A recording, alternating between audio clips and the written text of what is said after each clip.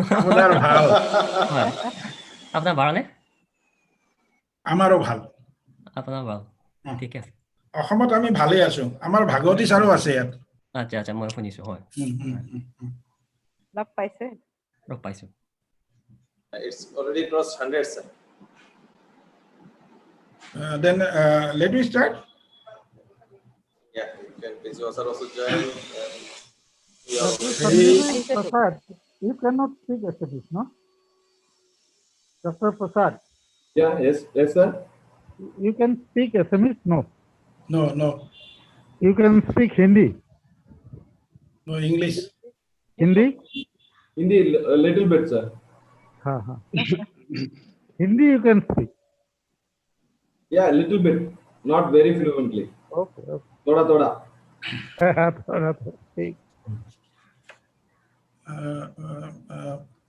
আহিছে principal sir আছো মই Principal. আছো May I start? Yeah. Very good morning to all of you, particularly Professor Awani Kumar Bhagwati sir, Dr.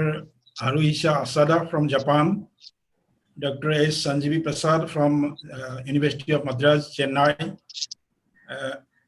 my colleagues, Honorable President of the governing body, Dr. Vinay Kumar Nath, Principal, Goalpara College, all my colleagues, Dr. Anjam Singh Barbuya, Dr. Dulal Burua, and all participants within the state, from the state, and outside the country and within the country. In a very good morning of this 17th August 2020 at 11:02, I, on behalf of Goalpara College fraternity, welcome you all to the virtual platform of Goalpara College. We have 3 resource persons for today's webinar. Professor Bhagwati sir will be the keynote speaker, and Dr. Haruhisha Asada and Dr. Sanjeevi Prasad will be the resource person. Now, as for the formality, I welcome our Honorable Principal, Dr. Subhash Burman, to inaugurate the program and welcome the guest. Over to Dr. Subhash Burman, Principal, Goalpara College. Good morning, everyone. Respected Professor Awani Kumar Bhagwati of Guwahati University, eminent academician, our President governing body, Dr. B.K. Nath, Professor Haru Achada from Japan, Dr. Prasad from Chennai, and all my esteemed colleagues, esteemed participants. This is a very, very important and significant moment for us. You all know that the whole world is witnessing pandemic COVID-19, and it started in December from Wuhan in China, and in our country, in India, the impact has become more severe since 22nd March 2020. Since then, the whole country witnessed lockdown and series of closures. All college universities and almost all sectors of life have been disrupted by this pandemic. And for this onslaught, we all were not prepared. But during this time, we can't stop our education planning. So we have been continuing our education planning, and within certain limitations, we are working. But yes, this pandemic has marginalized people, and particularly those who are living at the bottom. They have been witnessing the severity of the pandemic, of the problem. But at the same time, like, Second World War, we have learned a lot of things from this pandemic. And from this pandemic, we lost a lot of things and people have traumatic experience. But at the same time, we learned a lot of things. And particularly, we have seen that this is a period that saw the change of or a transformation of pedagogy. We can't replace classroom teaching, but to a large extent, we can go for a blended way of teaching learning. So we have seen that during this period, another very important possibility has become visible, and that have been used by college universities. That is, people from different parts of the world who are highly knowledgeable persons, who are expert in different fields. Such people have been invited for webinar. Earlier, for inviting a professor from Japan, it would have been very difficult because we have to spend a lot of money, then other things, and time. But this pandemic taught us that earlier also we had those video conferencing meeting and those things. But during this period, I think in almost all parts of the world, and particularly in our region, in our college also, we have been organizing, I think this is 20th webinar. So we have been organizing series of webinars on different issues on COVID-19, its impact on economy, on health, on different issues. But this is the webinar which is a very, very significant webinar. Why so? Because this is a webinar that going to talk about the impact of COVID-19 on India and Japan. And India has we have a historic relation with Japan. And our experience and experience of Japanese people are quite similar. On the other hand, both these two countries, particularly from India, our students, our teachers, we need a lot of things from your country. Even whatever I have gone through in newspaper and magazines and through digital mode also, we have seen that the onslaught of this COVID-19 has been very less in Japan because people maintain hygienic and people are very clean. That is a very important, very good thing about Japan. And technologically, you are progressing. You have made huge strides. So, but on the other hand, India is a robust country with a robust economy. So we can work together, and our students need exposure to your science, technology, and development. And I'm sure that the students from Japan or some person from university or colleges, they will also have a lot of things to learn from this country. So this is a world, this is a global world where we have to work together even for fighting against the COVID-19 also. So with these few words, I welcome Professor from Japan, Professor Asada. Then we have a very, very knowledgeable and grad scholar, Professor Dr. Prasad from Chennai, and from our Northeast India, who has been consistently working for academic upliftment, and at the same time, issues concerning our society and environment. Professor Abani Kumar Bhagavati is also here, so I welcome him also. With these few words, I once again welcome all our esteemed participants, resource persons, and I express my gratitude to Dr. Binoy Kumar Nath for his kind advice and guidance during this period. So with these few words, I once again request Dr. Sharma, who is the core organizer of this webinar, Dr. Sharma, to go ahead. Thank you, Principal Dr. Barman. Now, may I request our Honorable President of the Governing Body, Dr. Binay Kumar Nath, to speak a few words towards this webinar. Sir. Respected Principal, Dr. Subhash Barman, respected Vice Principal, Dr. Sharma, most respected our resource person, Dr. Avani Kumar Bhagavati, also respected Dr. Haruis Asad from Japan, and with us Dr. Sanjeeva Prasad, other colleagues, Anjam, Gora Boshimutari,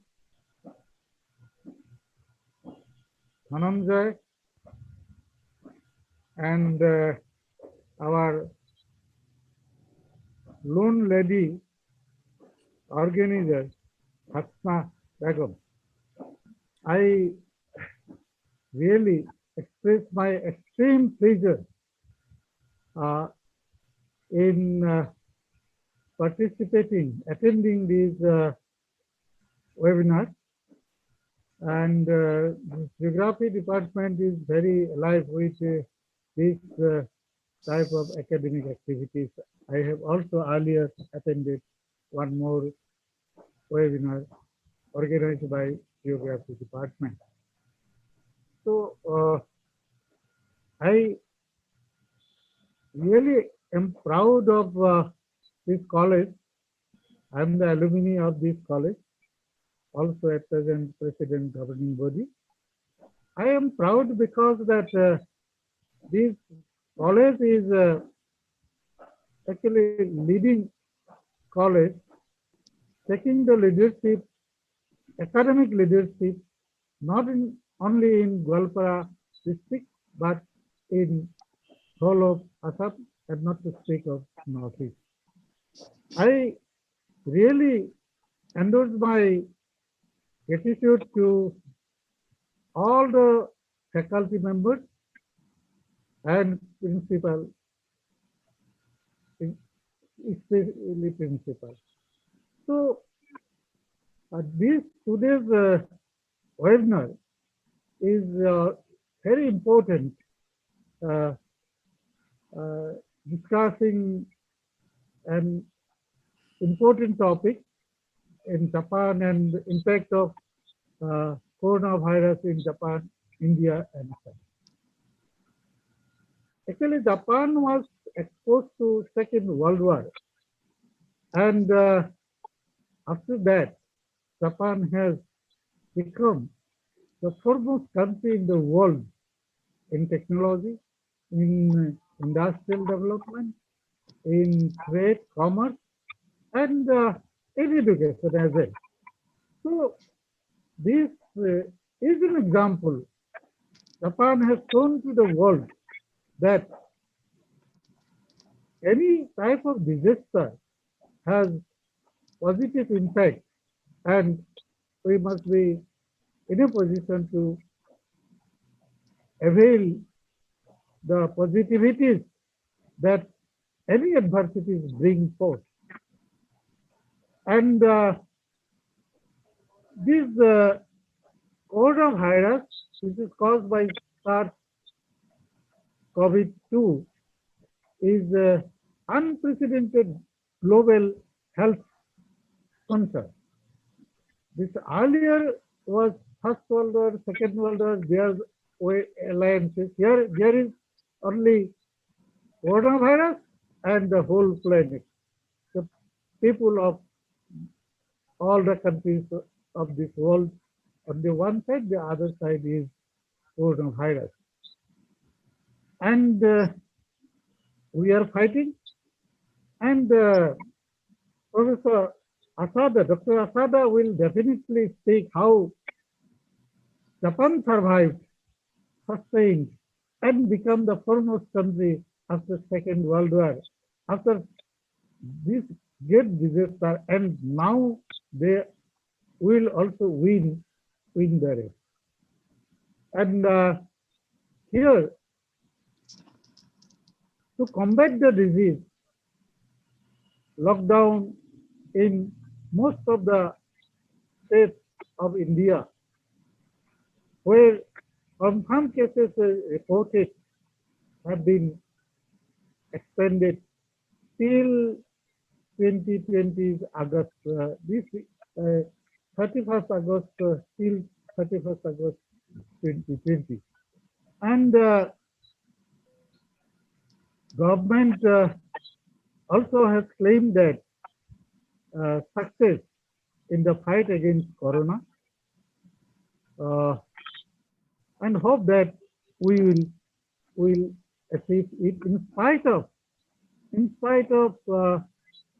pandemic impact on social, including education, culture, economic, health, and other disasters. So, COVID-19 is associated with lockdown, social and economic envelopment, healthcare problem, various other diseases. Apart from this coronavirus, other diseases are also there. This cancer, this diabetes, the other diseases are also there, and we are fighting with not only coronavirus but also the other diseases. Here, both there is a difference between World War and this coronavirus. In World War, some people were worse affected. Here, both the have and the have not all are affected. Even the big industrialists, they are also badly affected. Even the small daily earners, they are also badly affected. So, before this disease, all are equal. Now, our real gross domestic GDP has lowered down as forecast by IMF to 1.3% point to 4.8%, whereas our aim was 10%, 9%, 7%. So this is actually acceptable. It has lowered down, but we will have to recover very early so that our behavior, the social behavior, the individual behavior, the company behavior, the economic behavior, this will have to be changed, and that has changed a lot.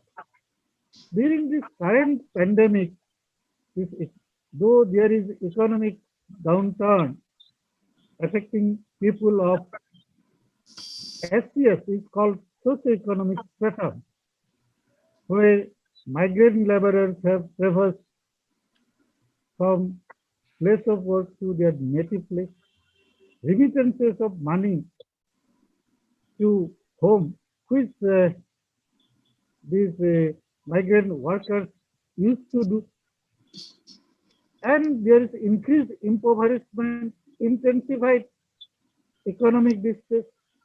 Even there is social distress also.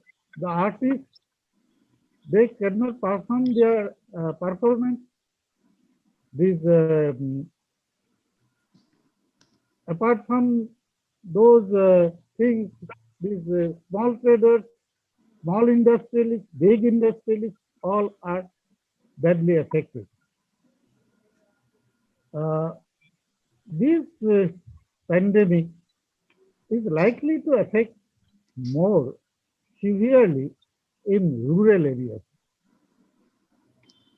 In this manner, there is increase in poverty, there is pushing more people below the poverty line, and worsening of socio-economic inequalities, because poor are becoming more poor at rapid rate. These are also handicapped, these are also facing distresses, but poor are facing more at more rapid rate. So these inequalities are increasing. Then health and nutritional indexes has affected. Then there are other impacts in social activities, in economic activities, in academic activities, everywhere. Now, actually, we in India have some problems. Problems are that the social fabric of India thrives on interdependence, both emotional and economic, within families, relatives, and friends. So, close to this physical interaction, like living in crowded housing and other places, pushing, jostling, extremely common, which are extremely common and are different to social distancing. Actually, we are facing a lot during this pandemic. Lockdown has caused weight gain. Lockdown has actually increased calorie defense than food. Lockdown has increased our other diseases also, diabetes like that, and they are prone to this corona attack also. So malnutrition has increased. On the other hand, daily wage earners, their income has increased. Joblessness has been very difficult. Considering the importance of agriculture, its allied activities like veterinary, dairy, fishery sectors in Assam state has been very calamitous. And we have seen that in Assam, there is another industry, that is tea industry, that has been seriously affected because of lockdown, and also because of close down of their international market in China, Japan, or other countries. This export has, it is not only in India, but elsewhere also in the world, this export and this has badly suffered. Now, we have become independent economy and closed economy, and envelope, this is called envelope economy, and we had to be envelope economy, closing our exports and also imports. So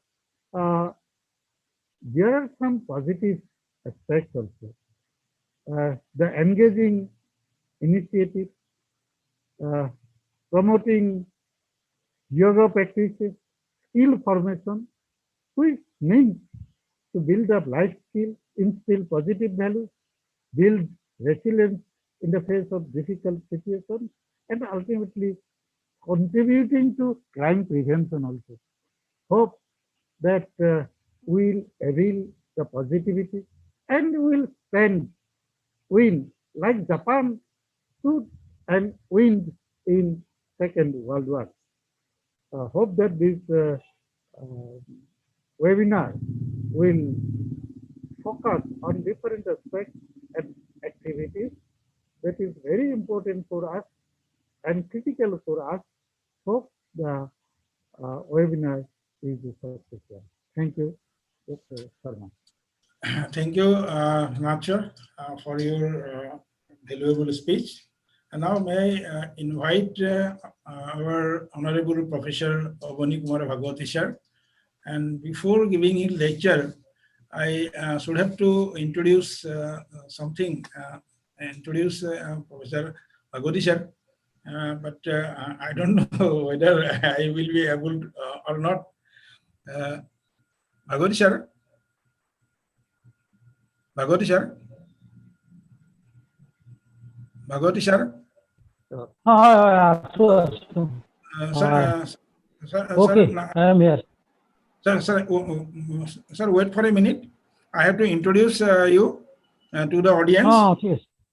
Professor No problem. Okay, Video, okay. video, please. Professor Abani Kumar Bhagwati sir graduated from Archbishop College under Guwahati University, securing first position in geography and also the best graduate in arts from Guwahati University in 1976. It is to be noted that he is the first best graduate with geography subject under Guwahati University. After completing post-graduation from Guwahati University, he served as a lecturer in Bajali College, Pathshala for a short period and Durham College, Tezpur for a few years. During that time, I was also a student of Durham College. After joining the Guwahati University, he was selected for Commonwealth Fellowship in 1993 and undergone a training program at Commonwealth Institute of London on Geography and Environment.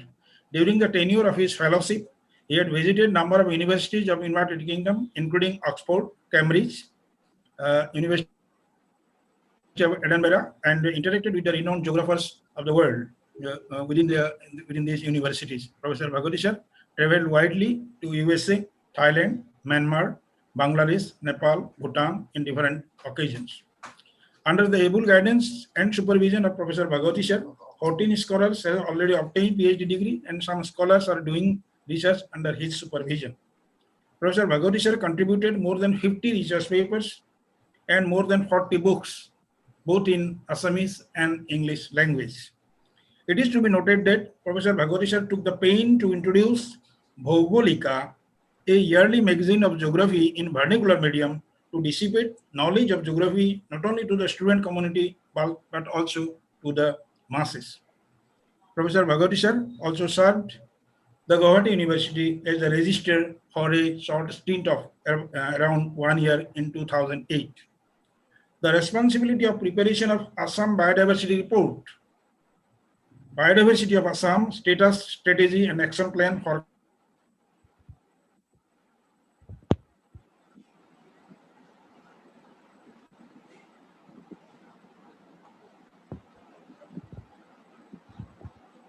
Sharma sir.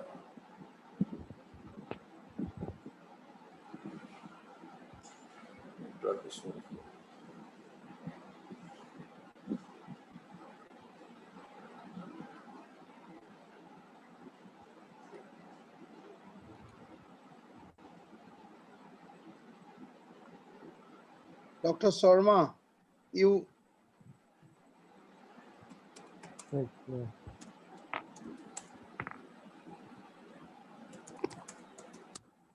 the audio is. sorry, what happened? Yeah. Yes. No problem. Okay. Professor Bhagwati sir was the president of Assam Science Society and also the president of Institute of Indian Geographers. Presently, he is the president of Northeast India Geographical Society and the professor of geography, Guwahati University. Now, may I request Bhagwati sir to speak as a keynote speaker of this webinar. Bhagwati sir. Hello. Bhagwati sir. Yes, good morning, everybody. Actually, I'm really very, very happy to be associated with this online discourse on a very important topic. Goalpara College is very close to me, and I am very closely associated with this institution. President of the governing body, Dr. Nath, then the principal of this college, Dr. Burman, my students and coordinator, Dr. Siddhinath Sharma, then Hasna Begum, then other colleagues from the department, Dhananjay, Dr. Dhananjay, then Mr. Basumatari, then Dr. Azam, all my colleagues from the Department of Geography, and also other colleagues from the college, the student participants, and other, respected people who have participated in this particular occasion. And I'm very happy to welcome two young geographers, one from Japan and the other from South India, from the University of Madras. Professor Dr. Haruhisha Asada and Sanjeevi Prasad, Dr. Sanjeevi Prasad. I welcome them, and I I do not like to take much time because these two young scholars, I know Asada, and I don't know personally Dr. Prasad, but I know the department. Department of Geography, Madras University is very famous. One of the pioneering departments of the country. And the contribution of the Madras University department is really, very unique and very significant towards development of geography in the country. And this department actually published a journal long back during, I think, maybe 50s. A small small size, but then very good quality journal. It was published from Madras University. Therefore, I'm very, very happy that you have invited one colleague from Madras University. I welcome both of them. And particularly Asada. Asada is very much known to most of the geographers from Assam because he was with us in my department here. আৰু মানে মোৰ ঘৰত মানে এসপ্তাহমান আছাদা আছিলে মই from the room I am speaking, he was in this room for about 7-8 days. আৰু অসমীয়া মই শিকাই গৈছিলো আৰু মোৰ এটা মানে হেবিট হ'ল my home I speak the Kamrupi language মই কামৰূপী এটা কথা পাতো ঘৰত এতিয়া মই কামৰূপীয়া কথাৰ পৰা একেখন যিখন চকীত বহি আছো এখন মোৰ 90% কনভাৰসেচন মোৰ কামৰূপীয়াত হয় তাৰ পিছত মাজে মাজে কোনোবা অতিথি আহিলে মই মান্য ভাষা উজনি অসমৰ ভাষা প্ৰয়োগ কৰো আৰু আজি this is a online discourse and people are participating from outside also, therefore I have to speak in English anyway. I will not take much time, that is the thing. But one very important thing that the impact of COVID-19 on socioeconomic activities in Japan and India throughout the world, we have been passing a very bad time, as you all know. And but one thing again, in human history, we have the experience. Our forefathers, they also faced this kind of problem long back. In the medieval period, plague was there.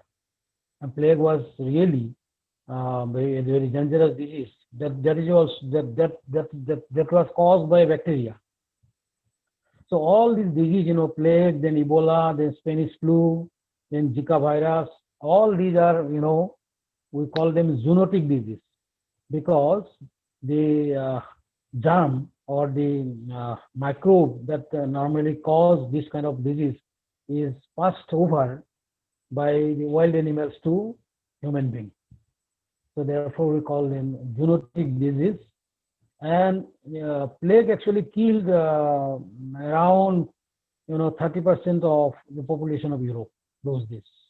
It was a very serious disease, and still we have this plague. But then the number of casualties is very less now, sometimes 1,500, something like that yearly. Then the Ebola virus was a very dangerous, viral disease. 1976, particularly it occurred. And Ebola is a small stream in Africa. And some of the villages actually first experienced this Ebola viral disease, and therefore this is called Ebola virus. And it killed in Africa particularly. Then Spanish flu, 1918-20, 2 years. In 2 years period, Spanish flu actually killed more than 50 million people. Then World War, as you all know, killed a lot of people. More than 50 million people died because of that. Then another Zika virus. In that way, these kind of things are there. And this is said sometimes that because of our consistent impact, we have been experiencing this kind of disease. And that the microbial diversity in the Earth's ecosystem, microbial diversity is the least known, diversity. Because the microbes means bacteria and virus, they constitute a very huge, species, huge number of species. And only 4% of the total probable species of microbes are known precisely, only 4%. গতিকে আমাৰ পৃথিৱীত আমি যিমান biological knowledge আমি gather কৰোঁ তাতকৈ কম গতিকে there is a possibility of experiencing this kind of disease in future also. If we somehow control one viral disease like this, then there may be another. after some time there may be another. Because what will happen particularly, this bacteria and virus, we do not know what will happen in future. We should be very, very careful, and particularly people have realized that the nature-culture relation, that is the human-environment relation, should be much more cordial. There was a time in the ancient period, the medieval period also, people were numerically very small, and they did not have the technology to control nature, and therefore, the relation between nature and culture, that is society and environment, was very cordial. But recently, particularly during the last 300 years, we are experiencing very bad kind of situation arising out of a critical, relation between nature and human culture. As you all know, already throughout the world, 215 lakhs of people are infected, in the whole world, and 7.7 lakh people already died. In India also, 25 lakhs people infected and 50,000 people died. In Assam also, we have crossed 75,000, mark. So this is really very covering the entire world. Therefore, we call it pandemic. Anyway, but one thing, speaking geographically, and we are fortunate that some of the geographers, particularly, they tried to study the origin and diffusion of certain diseases. For example, malaria, then tuberculosis, AIDS, all these, some geographers, and the leading geographer, particularly, who in the last part of his life, he is still alive, a renowned geographer for the world, Professor Haggett. Professor Haggett engaged his time in the latter half of his academic life in preparing atlas. He used to call it disease atlas. And disease atlas is very, very important because it can detect the origin of certain diseases and how it spreads, and the carriers and barriers of all these diseases. Very interesting. And I think there will be, in future, geographers will try to, map this particular disease, where it originates and how it spreads to other parts of the world. And that is a very interesting thing. And medical science also may be benefited out of this kind of mapping. So our geographers, they will necessarily take some, very laborious step to map out this pandemic. Now, one thing is very clear, that the countries or the societies who are a bit away from so-called, industrial or other kind of development, those countries which are secluded from the global network to some extent, then they are least affected by this disease. Take, for example, some of the island countries, the Pacific, close to Australia. Even New Zealand also, there was, infection of disease. 1,500 people were infected, but they easily controlled, and there is no case now in New Zealand. And many islands, not less than 10, 12 island countries, in Pacific, close to Australia, they are not at all infected. And also the Arctic zone. The Arctic zone, we find about 8 countries. 8 countries: Canada, northern part of Canada, Denmark, Norway, USA means Alaska, particularly means Sweden, Finland, Iceland, Russia. The 8 countries in the northern part of fall, within this Arctic zone. And as you all know, the indigenous people are there, including the Eskimo. And this area is also least affected by this particular pandemic. Around India also, if you look at, then Nepal, the total case not more than 22,000. Then in Sri Lanka, very few. In Bhutan, very few. Only few hundred, 200 or something like that. Then within Northeast again, we find Assam is very highly affected, and the hill states, particularly Arunachal and Nagaland, they are least affected. So you will find a very something to examine the geographical distribution. Which country is more affected? Which country is less affected? Why? Then the country Mongolia, for example, a very distantly located from the sea, and between Russia and China, the Mongolia country is there.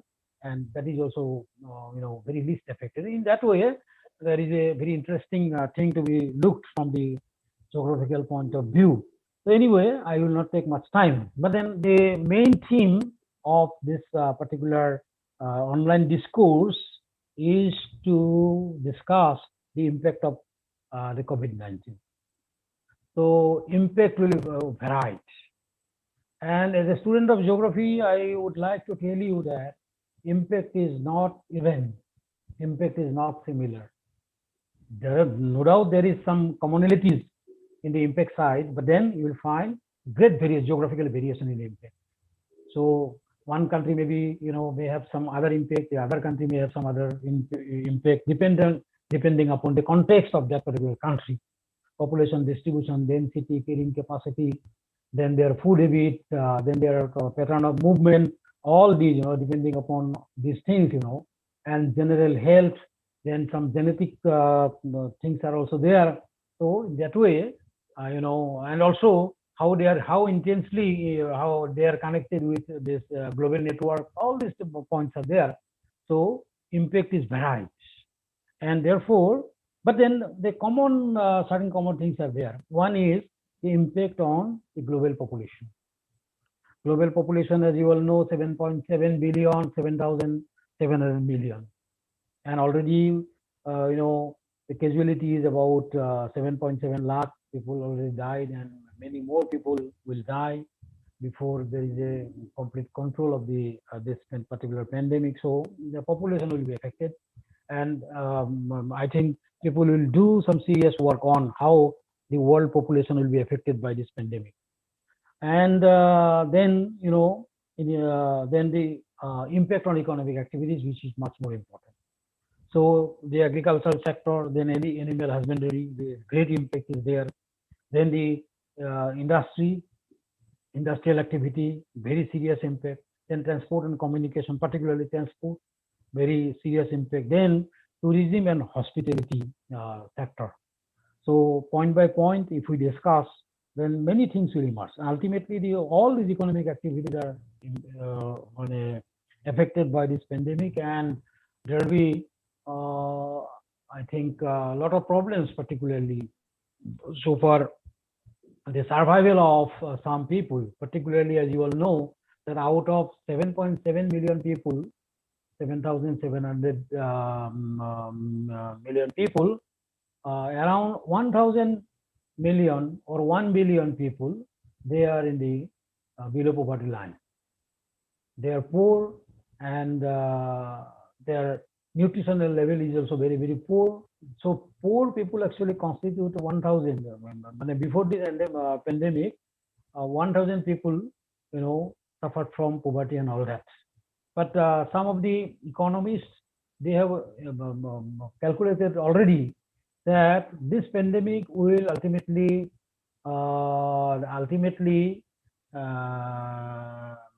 widen the effect of poverty, and another 600 million people. We have already 1,000 million people and below poverty line, and another 600 million people who will be affected by this. They will suffer from poverty and all that. So that is a very, very important point to be considered. That means the section of people who are suffering from poverty, that section will get enlarged. This is very, very important. And as we belong to the the education sector, so therefore it is necessary on our part to also discuss the impact of this pandemic on education.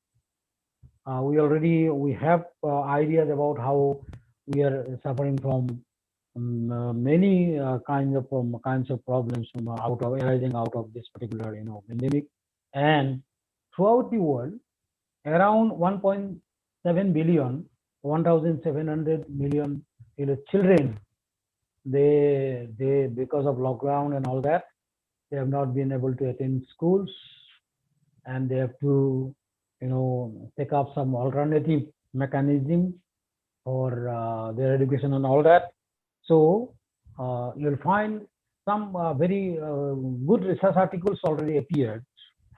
Maybe up to July, then covering the first part of August, some articles already appeared, and the world organizations, UN and other UNESCO, they are also doing some works on this, and the primary education, then secondary education and tertiary education. That this sector is suffering like anything.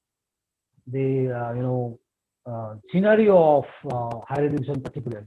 Now there was exchange of people from one country to the other country. Our Asada is there. A lot of Japanese students are there in US and European countries.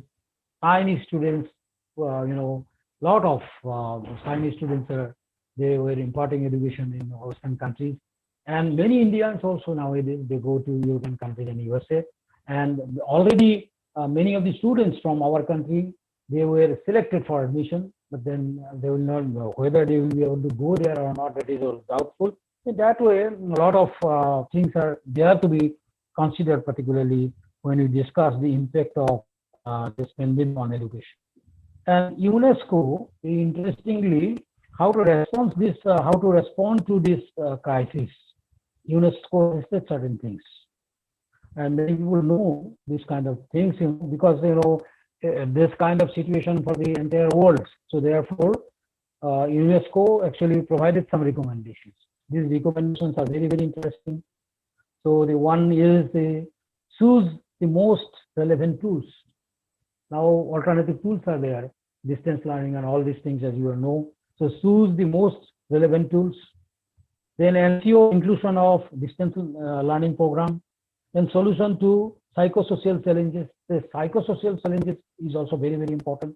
Psychological impact, social impact, how to solve these things, particularly among the children and all that.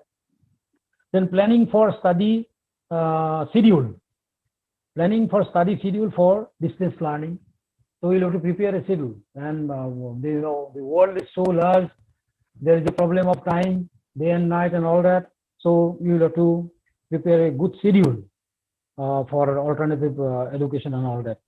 Then supporting teachers and parents on the use of digital tools.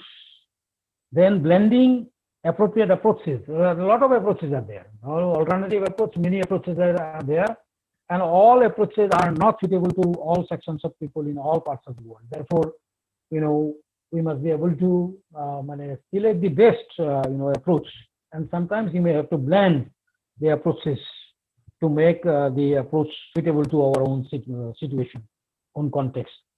Then developing distance learning rules and monitoring students' learning processes. This is also very important. Then defining the duration of distance learning, creating communities of teachers and parents to enhance interconnections. In this way, these recommendations are there, very, very interesting recommendations. And as far as possible, are already in different countries of the world, they have adopted certain ways and means to overcome the crisis following this recommendation. Then another point, the impact on society and culture. This is also very, very important. So we will find the cultural scenario of the world after this pandemic, post-pandemic period, we will find a different kind of culture. This is, this will emerge largely in most parts of the world, and that will be very interesting, and we should be very, very careful. And the question of sustainability is also very, very important. So what kind of, mechanism or approaches, or you can say process, that we will develop to respond to this crisis, to overcome this crisis. Sometimes that process that we will develop to counter this crisis, that may also create problems. So we should be very, very careful. The appropriate technology use, appropriate concept, and appropriate process using, all resources to combat this particular thing. Now, already, as you all know, we are investing. All countries of the world are investing, their resource in research and to manage this particular, COVID-19. All other sectors, all other R&D, research and development sector is, is suffering from particular scarcity of money, because we are, putting our all kind of attention to this. Therefore, other sectors are already, have already suffered. Then another point, the impact on human psychology. Now, if you see, for example, in geography, the nature culture relation is studied since long, and still that is a very, very important, core area of geographical study, nature culture relation. Recently, a book has been published by Professor Sarah Whatmore. She was from Bristol University. She was with Professor Haggett earlier. Then she joined Oxford, and she has developed a book, Hybrid Geographies. And there she says that the critical examination of changing nature-culture relation is the main issue in geography. So therefore, this disease is also a product of the nature-culture relation. So therefore, we shall have to see, the human culture, then human psychology, and also human perception of the world, human perception of this crisis, and how they will try to overcome all these issues are there. So impact on human psychology, that is also very, very important. Then the future of humanity. So the futuristic ideas are also very important. So I think for a long time, this pandemic will have impact on both environment and human population.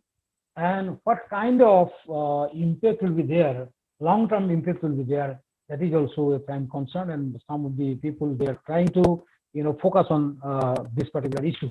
But many of the social scientists, they say that the health of the environment is closely associated with the health of the human society.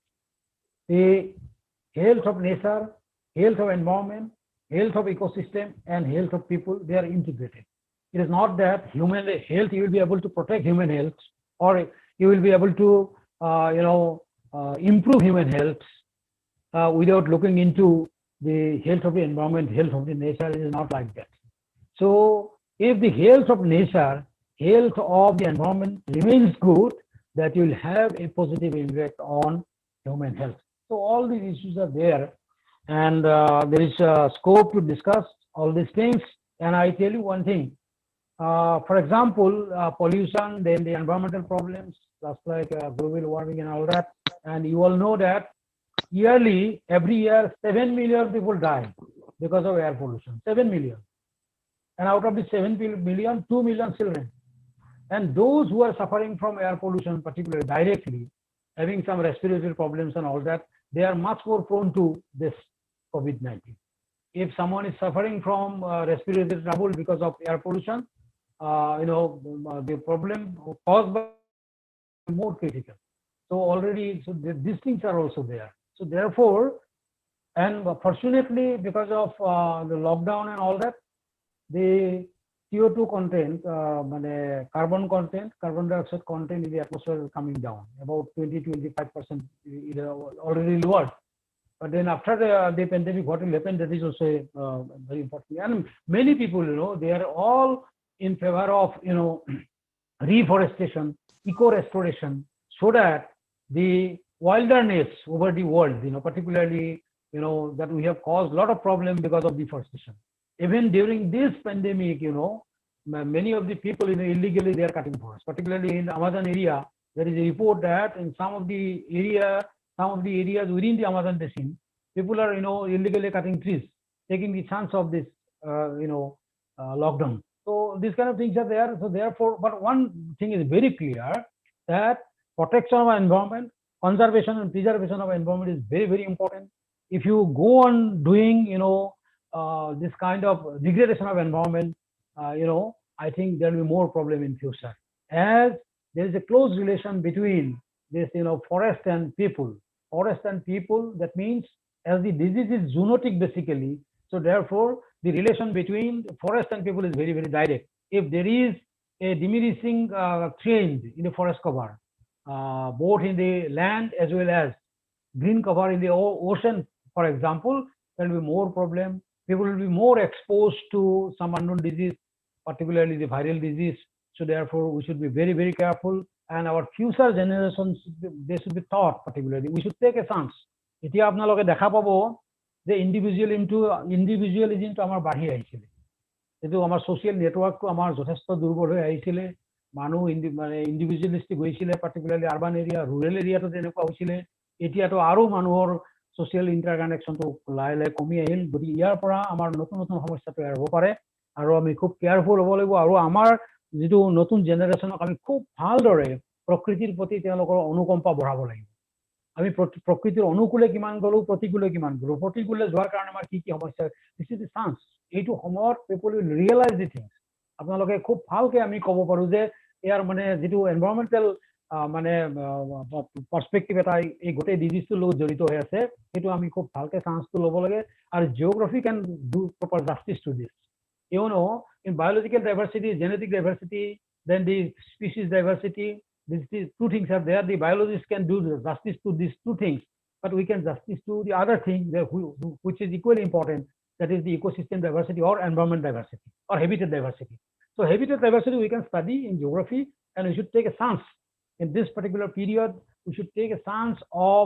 how the degradation of environment is connected with directly or indirectly connected with this kind of disease origin and diffusion so I don't take much time I am very very happy that this college principal actually we belong to the same village more of a ভাল লাগে আমাৰ একে গাঁও আমাৰ principal Barman আৰু মই একে গাঁও মানুহ আৰু আমি দেখিছো এটা বৰ ইম্পৰ্টেন্ট কথা আছে ট্ৰেডিশনাল নলেজ সিস্টেমটো খুব important the traditional knowledge system and traditional lifestyle is very very important now say that for you think for sustainable development if you think for managing this kind of pandemic sustainably then you must have love and respect to the traditional knowledge traditional thinking many indigenous people they do not know science and modern science and technology but they have been able to adapt to the changing situation even in the Arctic area the indigenous people they have been able to adapt to the changing climatic situation global warming for example they have adapted to they are the people who have suffered directly because of this climate change and global warming but they have adjusted so that is what is very important particularly from the point of view of understanding the traditional knowledge system we have a flood problem traditionally we are adapting to this particular flood problem but then recently we have used a lot of things particularly against nature and because of that we have a flood problem now that is not 100% natural the present flood 50 years back flood problem was a natural problem but now it is not a natural result the human contribution is much more now so therefore it is very complicated so we should be very very careful and particularly whatever traditional knowledge is there very relevant very useful we should have respect to them we should restore traditional knowledge and restoring traditional knowledge is also very very important that is traditional lifestyle traditional food habit particularly to combat this particular crisis so anyway with these few words many words my word kotha ki jane kolu moi particularly I am interested to listen to this to young mane Asada I know he is very thorough he is very keen in the study of this kind of thing and he has his own experience and Dr. Prasad also I think he is also maybe in he is in biodiversity department he has a very good career a good exposure and good experience particularly in geographical problem solving and all that therefore I welcome them I want to listen to them and my love and regards to all associated with this Goalpara college, my student friends, research scholars, and particularly colleagues. My namaskar, and I abhinandan janai. Thank you, Bhagwati sir. Anjam. Yes, sir. Do you have one or two questions regarding this discussion? Question আছে নেকি কিবা? দেখা পাই আছো. Is there any question? Yeah, one question is there. What any next step if repeat corona? One anonymous participants. Yes. What any next step if repeat corona? That means if corona repeats, what would be the next step? Sir. One thing is very important. Already people are used to this disease. At the beginning, we were very scared, but now almost in the village people also they understand the nature of this disease and how to overcome this particular problem, some idea at least, and they have the confidence to face. The medical practitioners, then the people also, they have developed confidence. And I think after some time, because certain things are there at the individual level, you can do something. At the community level also, you can do something to protect yourself, protect the community from this particular disease. Therefore, people will have some experience, good experience, and the medical science and all the laboratories they are working. And therefore, and particularly if this virus will remain, there's no problem at all. This will be controlled ultimately, and this will remain. But it is in a controlled way, this will remain. This will not create much problem later on. But then the possibility is there. Then some other virus, other bacteria may cause some other problem. That is what is very, very important. Now, some unknown virus, for example, if they infect, people either from the animal or from some other sources, then that will be much more important. For example, plague, then the Ebola, then the Spanish flu, all these viral and bacterial diseases. So that we may have some other kind of bacterial disease or viral disease that may create problem. But I think after some time, after a few months, this particular disease will be controlled, and the human casualty because of this particular disease will be lowered and lowered, and ultimately it will come under control. There is no doubt that the entire thing will be under control within a few months ahead. But then if you just think of this particular disease, then take for example, our dengue dengue was a big problem. Many people died.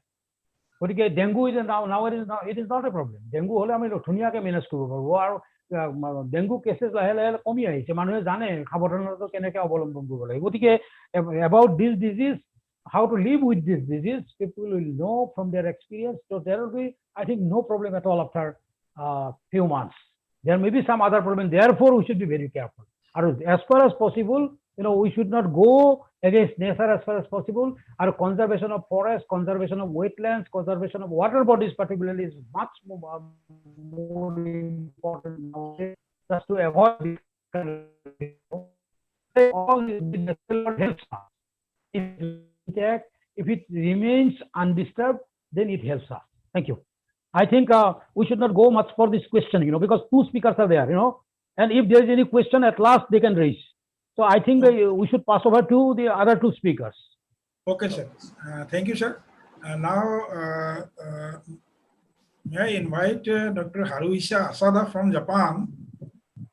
And before starting his lecture, I like to invite Hasna Begum Barbuya to introduce Dr. Haruhisa Asada to the audience and to the participant. Hasna. Thank you, Sudhita. Namaskar, everybody participated in today's webinar. Respected Dr. Binay Kumar Nath sir, President Governing Body, Goalpara College. Respected Principal Sir, Goalpara College, Dr. Subhas Burman. Renowned geographer, environmentalist, poet, literator, President Northeast India Geographical Society, President Assam Science Society, former President IGU, Professor Abani Kumar Bhagavati sir from Guwahati University.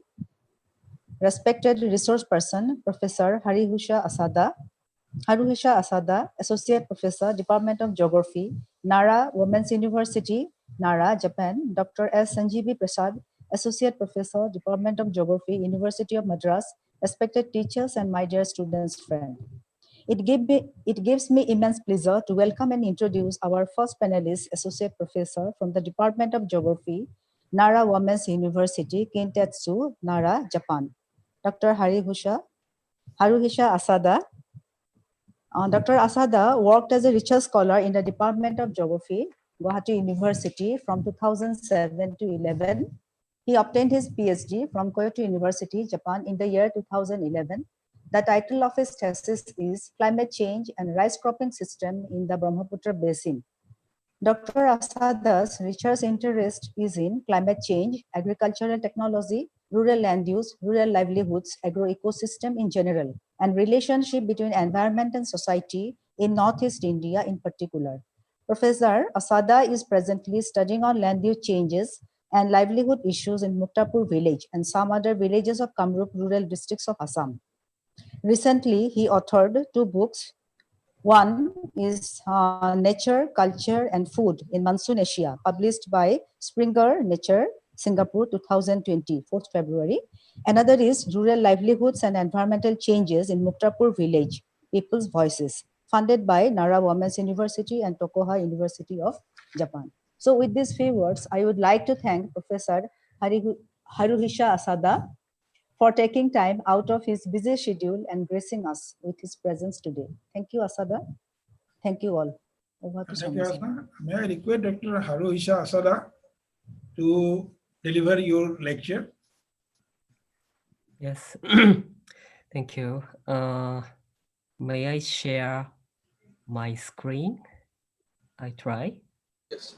Yes, yes.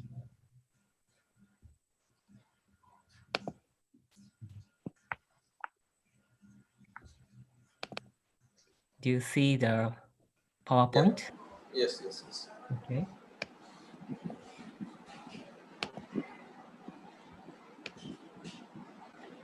Okay, so thank you very much for inviting me today to such a great occasion. I really appreciate everybody, especially respected Principal Sir, Dr. Barmon, and organizer, Professor Sidinath Sarma Sir, and respected guests and scholars and students and all participants for giving me the opportunity to deliver a lecture on impact of COVID-19. So let us start slowly. First, I would like to talk about myself a little. These are keywords on my research or my interest. As introduced from the Madam, yes, my research interest is Northeast India, especially Assam, agroecosystem, rural society, environmental changes, like that. I got a master's degree from the University of Tokyo, geography, and from 2007-11, I stayed in Assam, Guwahati, as a research scholar of geography geography department. And 2011, got the doctor's degree from Kyoto University, Japan.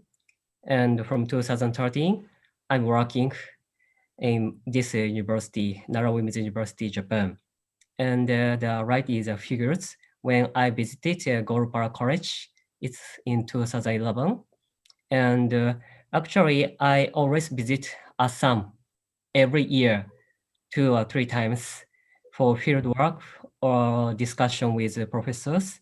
And this year also, 2020, it was March when I was in Guwahati, and I stayed several days, and I met Professor Obanikumar Bhagavati sir.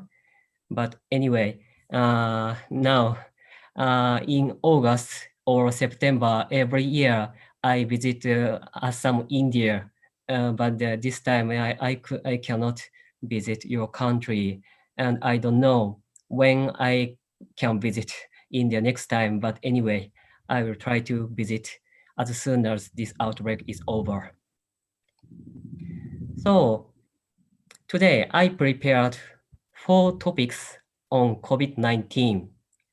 First, I will show you some statistics of COVID-19. And next, impact of COVID-19 in Japan, I will explain. Third, impact on global economy and environment, I will explain. And finally, I will suggest the new normal in the era of COVID-19. So first, let us confirm some facts of COVID-19 at present. It first emerged in Wuhan. It's a big city in central China. It was in December 2019. And more than 20 million cases have been reported so far. And more than 7.5 lakh people died unfortunately, across the world till the August 2020. The problem is it is invisible for us. We cannot find the virus where it is, and it's only seen from this like this image.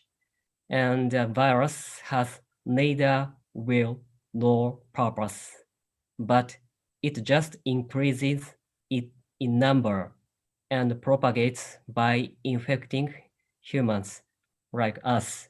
So this is a very troublesome.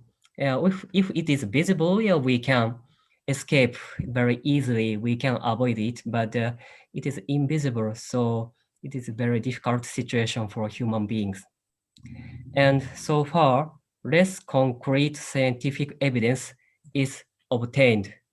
I know, yes, there are many researchers, especially medical science researchers, writing papers on this virus, and some facts and some evidence are collecting across many countries, but not the 100% this virus is revealed.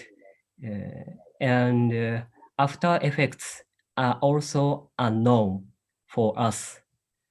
Some experts say after effects like disorder of smell or disorder of taste is it will remain sometimes, and sense of fatigue, that means tiredness, might remain for long years. I don't know how long does it continue, but anyway, we should not catch the virus, even if the mortality rate is not high. And no effective vaccine developed yet. Recently, Russian government says they have developed the vaccine, but I don't know that is effective, and I don't know all people in the world can use that vaccine, and I think it will take several years, 2-3 years, at least 2-3 years more to get this kind of vaccine for all people in the world. And so nobody can predict the world after 2020.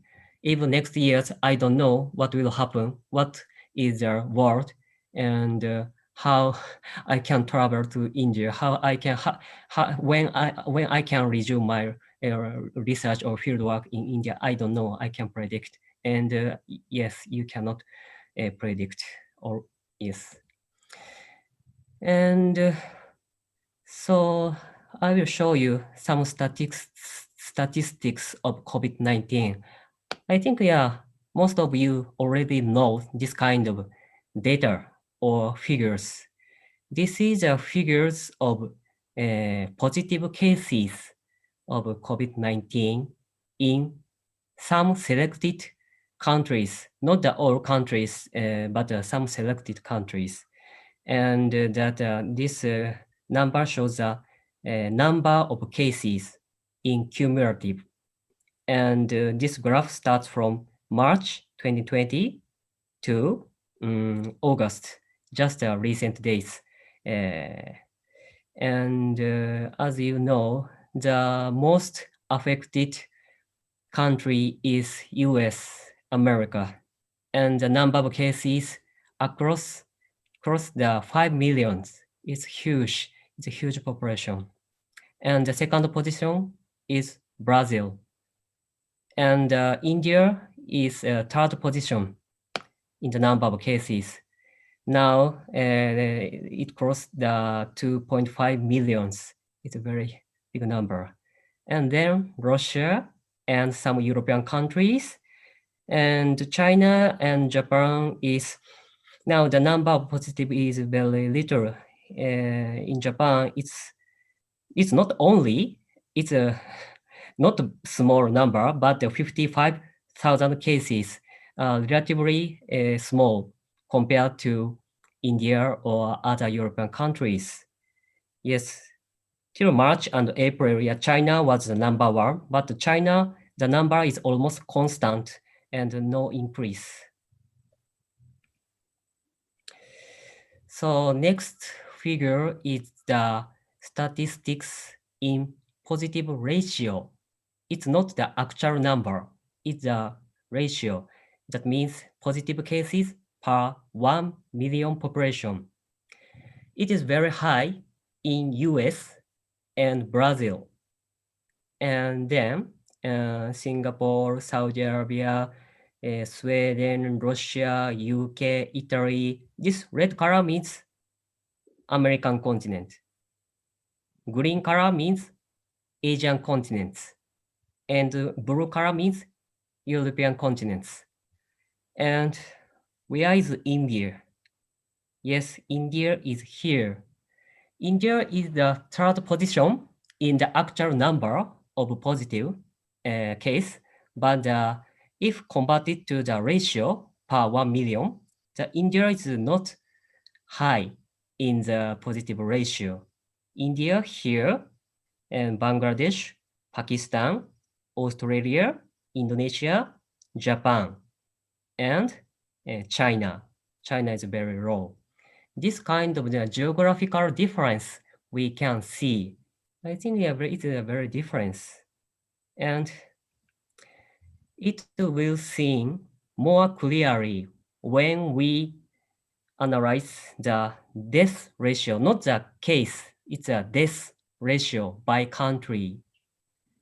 Death per 1 million population is higher, yes, Europe and American countries, like UK, not the US. UK is a top death ratio among the all countries.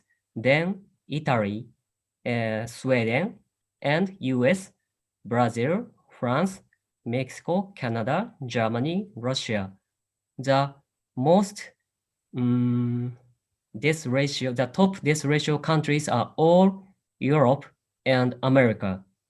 And then India, Pakistan, Indonesia, Bangladesh, Australia, Japan, China is very low. So in the countries of Asia and Oceania, the death ratio is very less, far less. That India is only 34 person per 1 million population. It's almost 5% of UK ratio. It's far difference. This is a great mystery of COVID-19, but it's very interesting for us geographers. This is a very geographical topic, and we should cooperate together across the world, and we should analyze the reason, factors behind this graph. Okay, I will move next. This is another statistics of human behavior. This is also interesting. This is an analysis of mobile GPS data collected by Google. Everybody can download this kind of data freely from the site of Google. And left one is people on percentage of people on public transportation, like a bus, metro, train, airplanes, like this. And the right one is a percentage of people staying in park in the cities. And this is a percentage. 0% means the average number of people in the place before the corona outbreak in December, January, February 2020, like this. That is 0. So that after the corona outbreak starts, the percentage of people decrease in every country, every cities. That green color is Delhi, in the capital of India. But after June, July of this year, the people using public transportation increase. And the right one is more interesting. This is the people staying in park. So in London or Paris, the percentage of people, that means the number of people staying in park is more than before the outbreak. But the people in Delhi or Jakarta, Indonesia, does not increase. So this kind of behavior, that means a human movement, is totally different by countries, especially the Western countries and Eastern country in Asia, like us. This kind of data we can analyze, and yes, we can specify some factors. This is the work of our us and geographer. So next topics, from here, let us see the situation in Japan. I will explain. These are two graphs, and the upper one is daily cases in Japan from January to August. The bottom one is daily death number in Japan from January to August. So you can see the first case identified in Japan on January 16th. I think that India also the January 20 something is almost the same period. And the person was a businessman who traveled to Wuhan and came back to Japan. And first death toll identified in February 13th. And the daily cases gradually increased, especially from the end of March, it increased, and April, it was the peak. We call first wave of the outbreak. And but the problem is that our government called the emergency, declared emergency, April 7 here. Yeah, we think it was too late to declare the emergency. So the government should declare that in the end of February or early March. But I will explain next. But it was a mistake of one mistake of our government. And also the first wave in the period, the number of the daily deaths increased. Mostly they are elderly people in the age of 70s or 80s, and younger generation below 40 or 50s are very little. And May 25th, emergency lifted. So yes, the number was kept small, but from the last part of the June, it again increased. So we entered the second wave situation. But fortunately, the number of deaths is not high like first wave. But I don't know in the future that this will increase or this will change. But anyway, we know how, especially the medical person, the doctors or nurse in the hospitals, they know how to cope with the patients. And yes, we get some knowledge or information about the virus, so we can avoid this kind of second death peak. And maybe the temperature might be some important for this kind of the later death. So what the government did in this time? In the early stage, the Prime Minister Shinzo Abe insisted on holding the Olympic Games in July 2020 as per the original schedule. I think you know this year Japan would host the Olympic Games in the July 2021 223 or something for several weeks. And it is his dream to be a host of the Olympic Games, and he never give up the plan. Even now, it was postponed next year, 2021.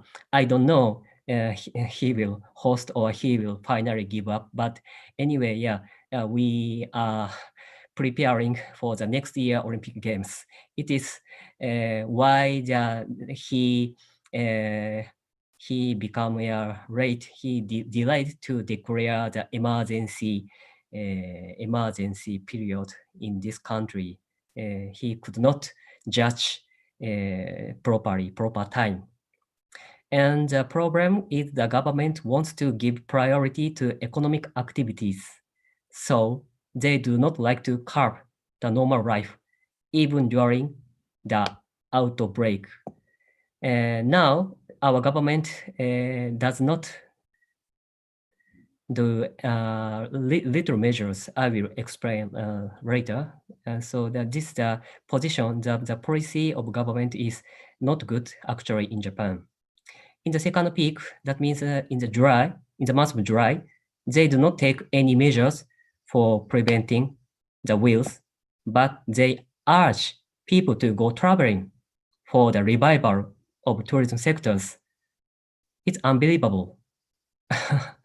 Our government never says stay home, but they say go out to spend money in the tourism sectors.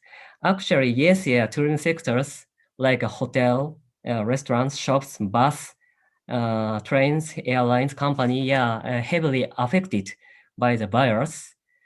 But of course, our life is very more important than the tourism industry.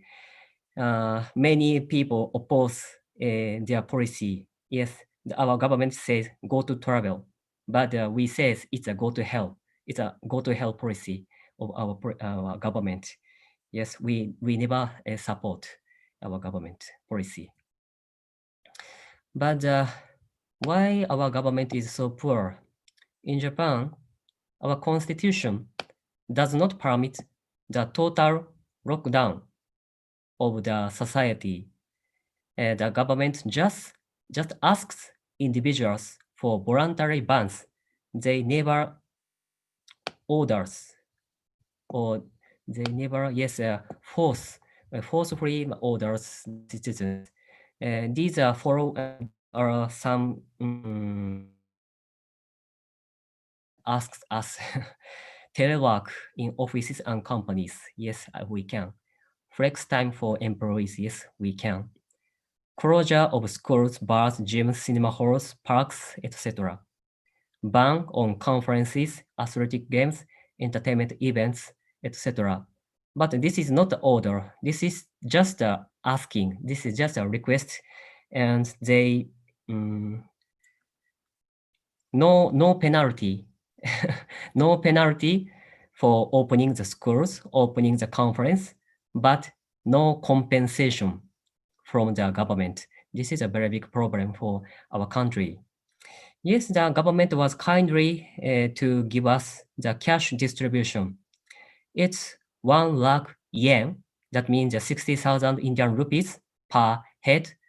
Even the babies can get this kind of money, but it's only once, not repeatedly. This is not enough for our subsistence, our life. And compensation for business owner, it's 1 million yen. It's 6 lakh Indian rupees per one business. But again, this is not enough for us to sustain their business for several months. They will corrupt in the near future.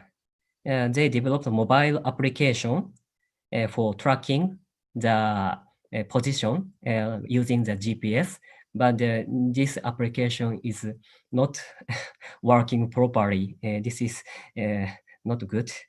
And cash bonus for tourism. This is, we oppose this kind of policy. Yes. Apart from the poor political decisions, medical experts in Japan was very high quality, worked very sincerely, and they show the way to prevent the transmission of the virus.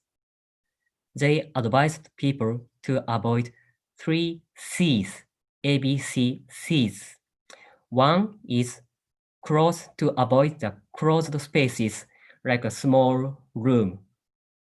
The second is crowded places like a gathering, meeting, or gym, or bar, small bar.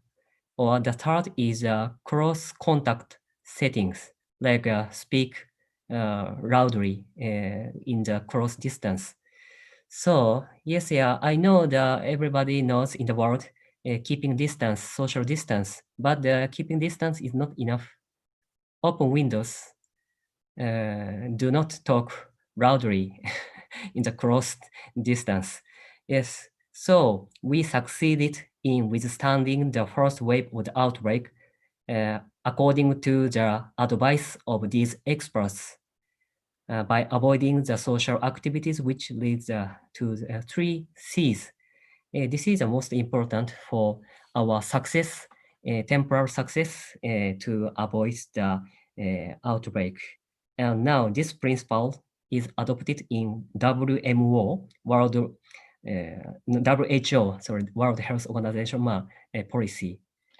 So, but this is only effective in the early stage of outbreak and not much effective after large-scale outbreak and community transmission occurred. So anyway, this kind of policy we followed. I will explain some history. We have the long history of wearing a mask in Japan. After the Spanish flu in 1918-20, we started to use it regularly, normally.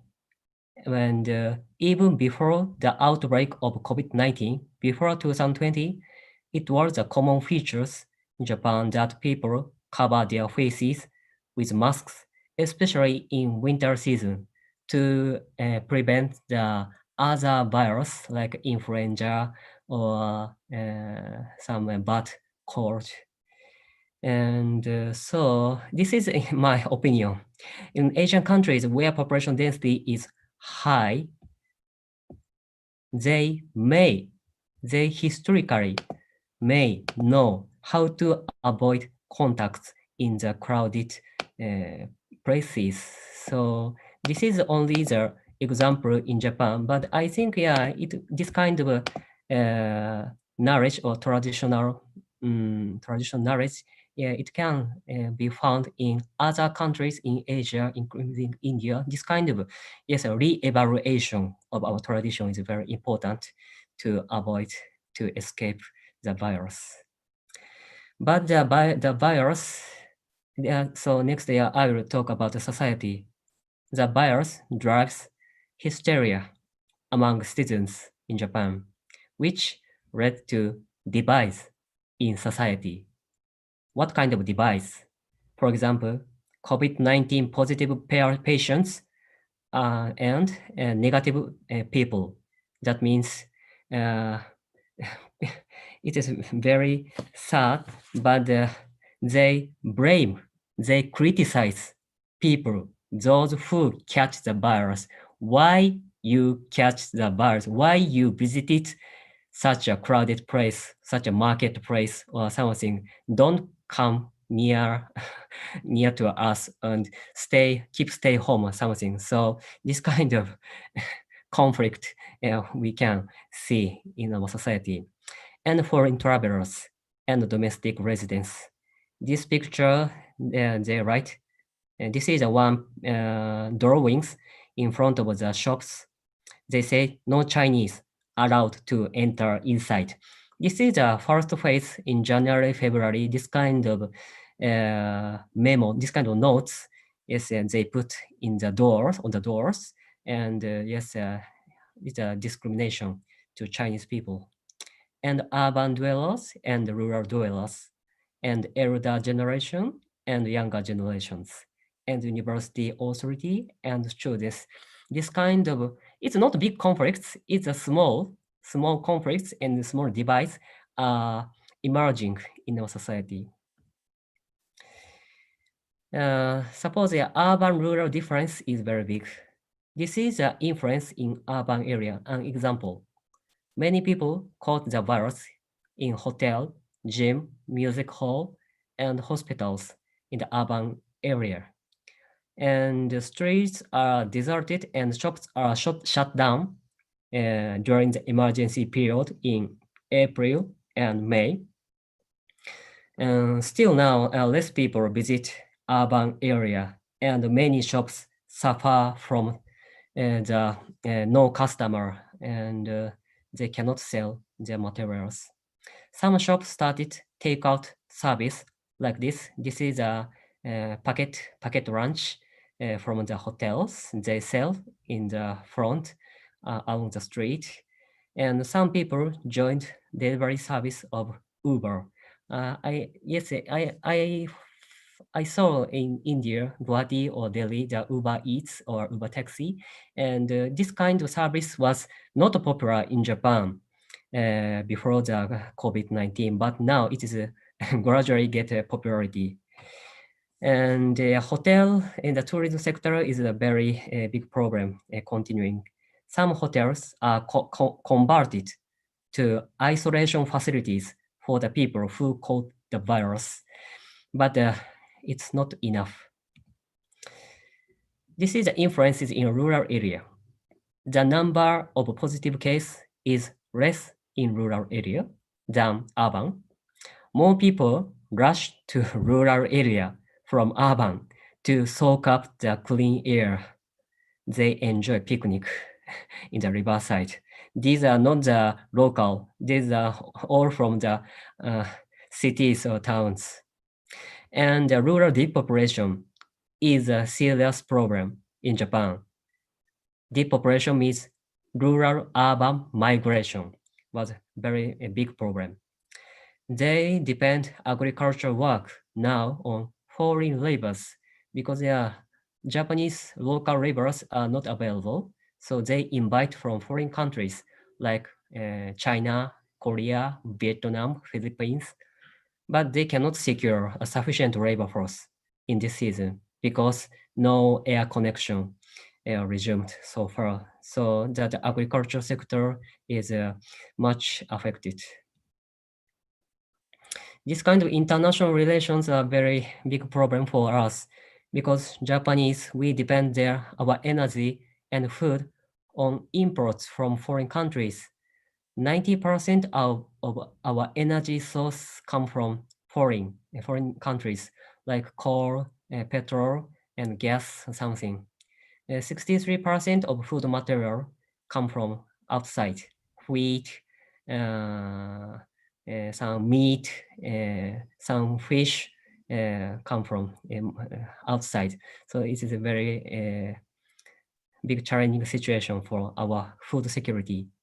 And the society also depends on foreigners in the field of agriculture, as I mentioned before, and construction sector, that means a blue collar sector, not the white collar. And also the higher education, like University of us. Now let us talk about the changes in university life.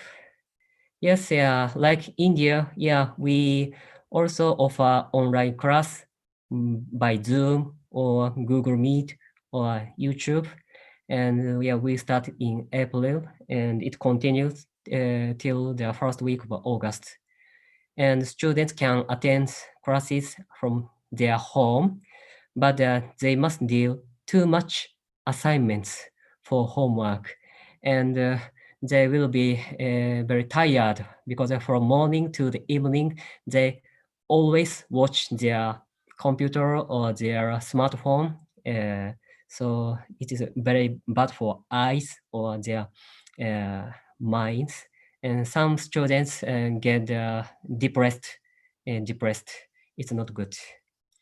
And some students and their parents claim their tuition fee should be returned during online class semester period. But of course, we cannot refund the money. It is necessary for running our university administration. So this is a very a university authority and the students, they have some problems that the divides are seen here. I will talk about my class on geography. Yes, yeah, I can teach some geographical topics by Zoom, but outside activities like excursion are inevitable for teaching geography. So I tried online live tour via Zoom for learning local landscapes. I and one assistant and two person is go around the university, and I talk about and I explained the topography or landscape or historical some importance like this. It was very interesting. Yes, now I cannot teach my classroom, but I can use my mobile, so I can deliver my class anywhere outside campus. This is a very challenging but very interesting for me. And study tour in a small group. Usually we go together 20 students or 30 students, but only 7-8 students. We visited some hilly places for learning the rural environment. It was possible. Yes, somehow, yeah, we can manage to continue our studying. So teachers must manage to offer the opportunity to learn the diff subject, not the same ways before, but in different ways than normal. We must consider how we can teach for students. And this is my impression of a comparison between India and Japan. Yes, as I said, political power is weaker and their decision is very poor in Japan, but the rather homogeneous society is easy to be controlled in time of emergency this year. But on the contrary, political power seems to be stronger in India. Your Prime Minister, Mr. Narendra Modi, yes, I always watch him on net. But the diverse society may be difficult to be controlled without lockdown. Diverse means the language or religion or economic difference. That means the rich and poor. This kind of diverse I can see in the India society. So this is a very big difference. But the common, the similarity is both countries putting the economy first before the prevention of virus. In my observation, yeah, India, your prime minister don't like to stop your economy, but resume the economic activity as early as possible. So this is the same with our prime minister, Abe. So the third topic I will explain, that is the impact on economy and environment in the global scale. This is the global economy figures. The annual growth rate of GDP in the world 2020 will the worst since the Second World War. This is an estimate, but in the world, total negative growth, about 5% negative growth. It was unpredictable, unprecedented in the modern history. But the GDP growth by country, it will be worse in US and EU countries like Italy or UK. And the impact will be less in Japan, but it's a negative 5%. It is a huge loss for our economy. And India and China. China will be even positive growth in economy this fiscal year 2020. So this is amazing. So in terms of economy, the Western countries and the Eastern Asian countries, there's a geographical difference we can see. And this economy is very important for environment.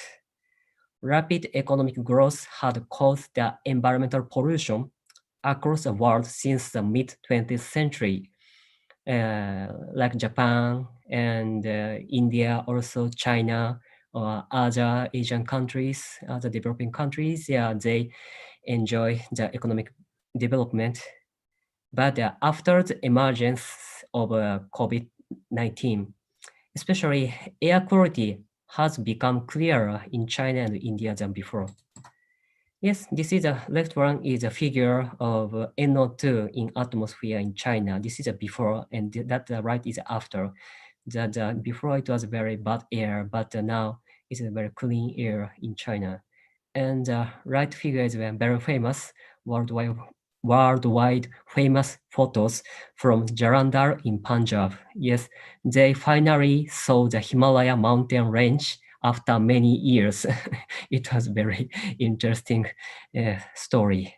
And also in Japan, also CO2 emissions decreased in many countries. And this is a positive effect for environmental conservation. This is other topics from environment.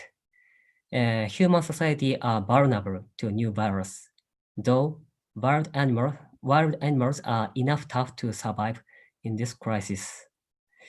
This is a picture from New Delhi. The monkeys are running and eating some fruits in the roadside. And the right one is Japan, my hometown, Nara. Yes, nowadays, recently, so many deers are running across the town. It is very funny. And this is a semi-domesticated, but yeah, we had this kind of animals. Before, it was, but number was less. So temporal slowdown of economic activities reminds us that we are part of the nature, living in a greater natural world. And the disrupted ecosystem may recover without human intervention. I don't know, but this is a good opportunity to think about environment conservation. And this is some historical topics. New virus in the 20th century emerged in the places where human nature or human animals interactions became frequent.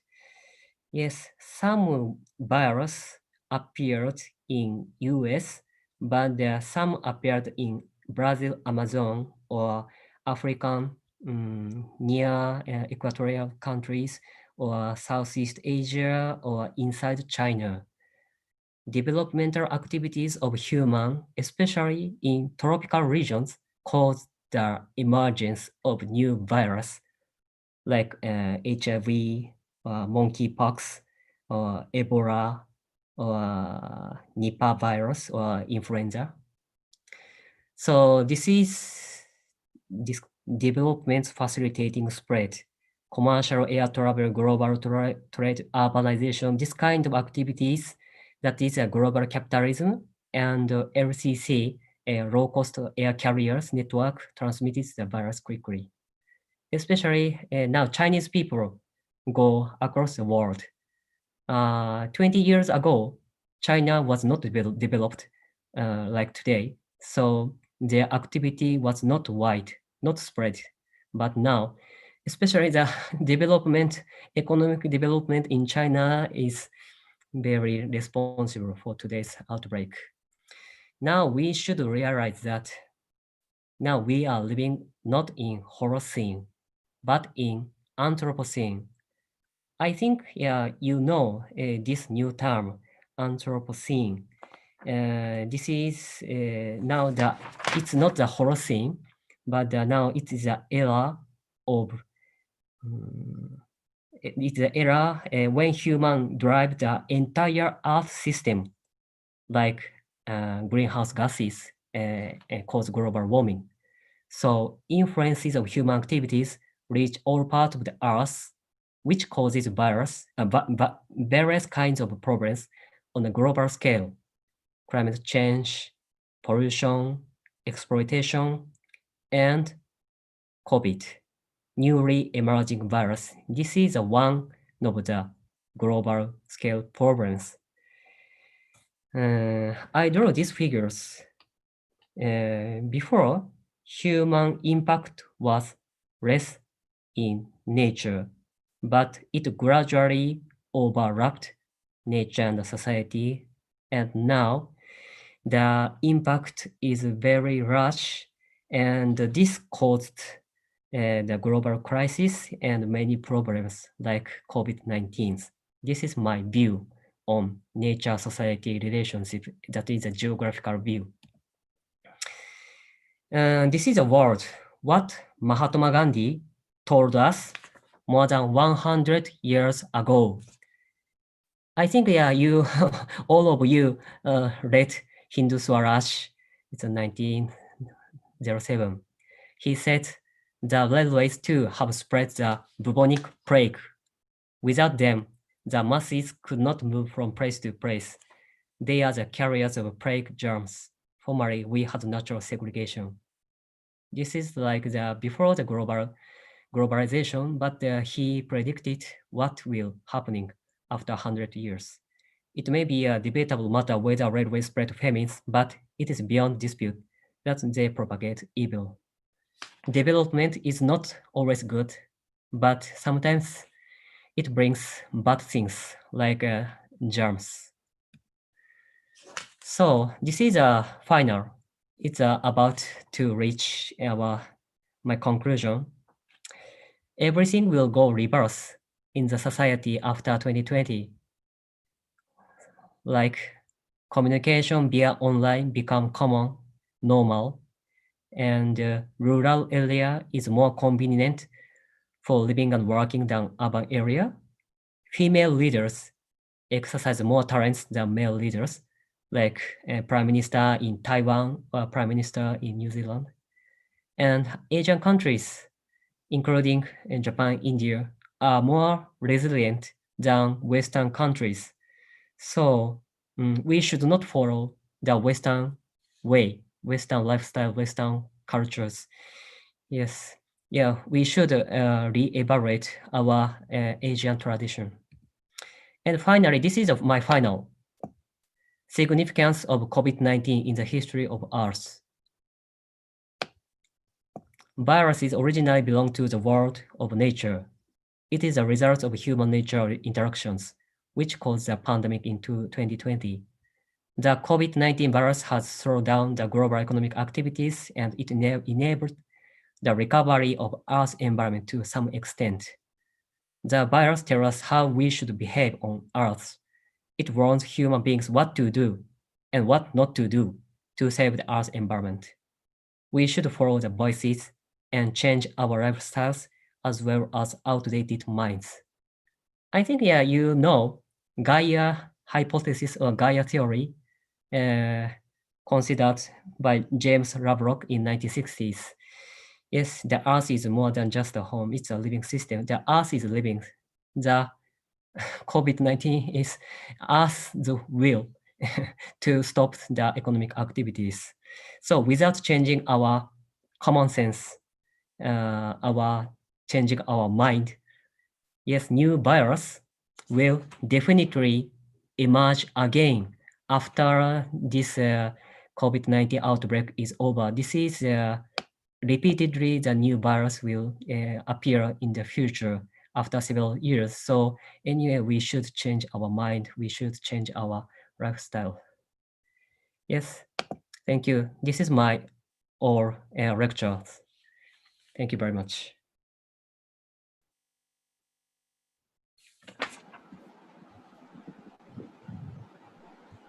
Thank you, Dr. Haruisha Sada, for your important thinking and representing various data related to COVID-19 pandemic and activities that undertook by the Japan government and the large population of Japan to control COVID-19 pandemic.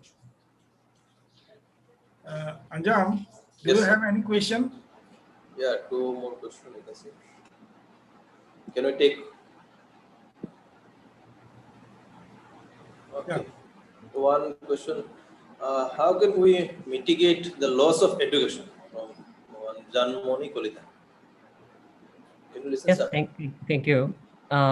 Yes, we must resume our education as early as possible. But Now we know we can use technology like Zoom or some online technology. So we should not stop this kind of technology. So this technology will provide the this is a distance education, and this is very convenient. This is very efficient, and yes, yeah. In next years or within 2-3 years, this outbreak pandemic will be over. But I think this kind of same situation will again we suffer in the near future. So we will change the education system by using this new technology, online technology, and we deliver exam online, and students does not have to come to our university campus. So this kind of whole total system of education, we should modify gradually to adopt new situation. This is my comment. Next question is, if vaccine would apply in India in late, then how will India revive its economic condition as well as education? Hmm. Hmm. Hmm. I'm not the economist, so I cannot say much about the economic revival. But anyway, it's a politicians. It's a politicians must change their minds, and they must choose which sectors they must care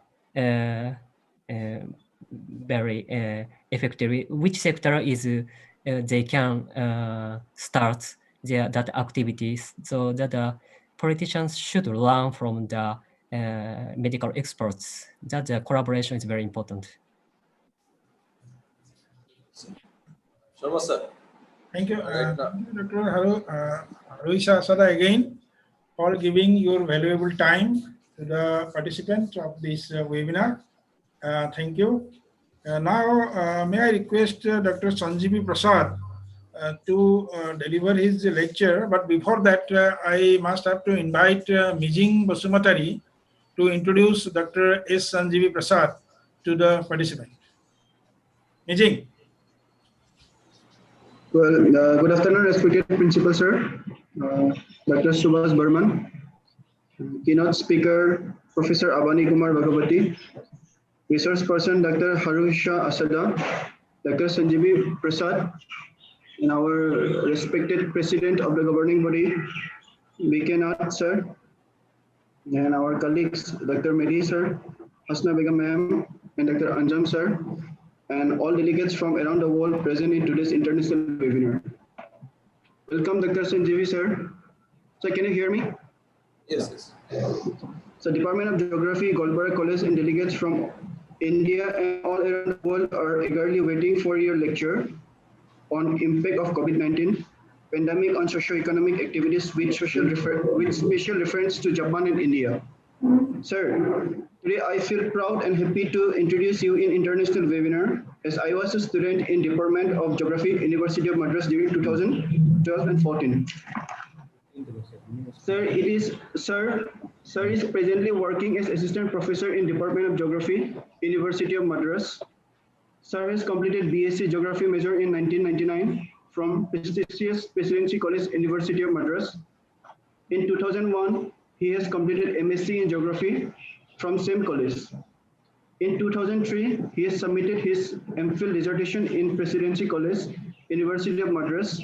During MPhil, applying a GIS approach, he has worked on ecological sensitive area of coastal districts in Tamil Nadu. He has submitted his PhD thesis in 2008 at Loyola College. It is to remind him that his thesis is highly commended. During PhD, he has worked on public health issue related to stormwater drain in Chennai, Zone 2 and Zone 3, using GIS as tool for management. Till that, he has undertaken and worked on 2 projects. Sir has worked on digital road mapping of Chennai street network for Corporation of Chennai using geoinformatics. This project was funded by DST PERS Phase 2 program. Sir's work on geoinformatics and web-based surveillance for early warning system of dengue and other vector-borne disease in Chennai City, Georgetown CBD. This project was funded by ICMR, ICSSR, SBR. Till date, he has 4 international and 15 national seminar. Thank you, sir. Welcome to today's international webinar. Now the platform is yours. Thank you, Majin. May I request Dr. S. Sanjeevi Prasad to deliver your lecture? Over to Sanjeevi Prasad. Yeah. Thank you for giving me this opportunity, sir. First of all, I thank Principal Subhash sir for giving this opportunity, and SN Sharma sir for giving the opportunity. And also I like to welcome Harusha Asada from Japan. So it's nice meeting you. Your lecture was very interesting and very useful. So I would also thank Anjan Hussain. Sorry, I think I pronounced your name correctly. So thank you very much. And wishing one of my best students, and I have seen him as a student. He was very highly motivated, and he participates in all the academic activities. Thank you, Mijing. And so now I shall proceed to my presentation.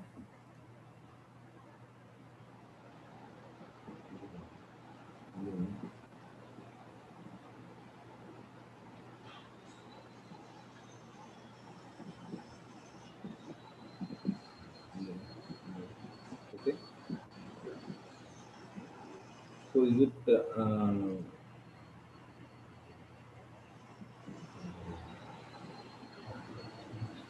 screen number on the screen? What is it? Yeah, visible, sir.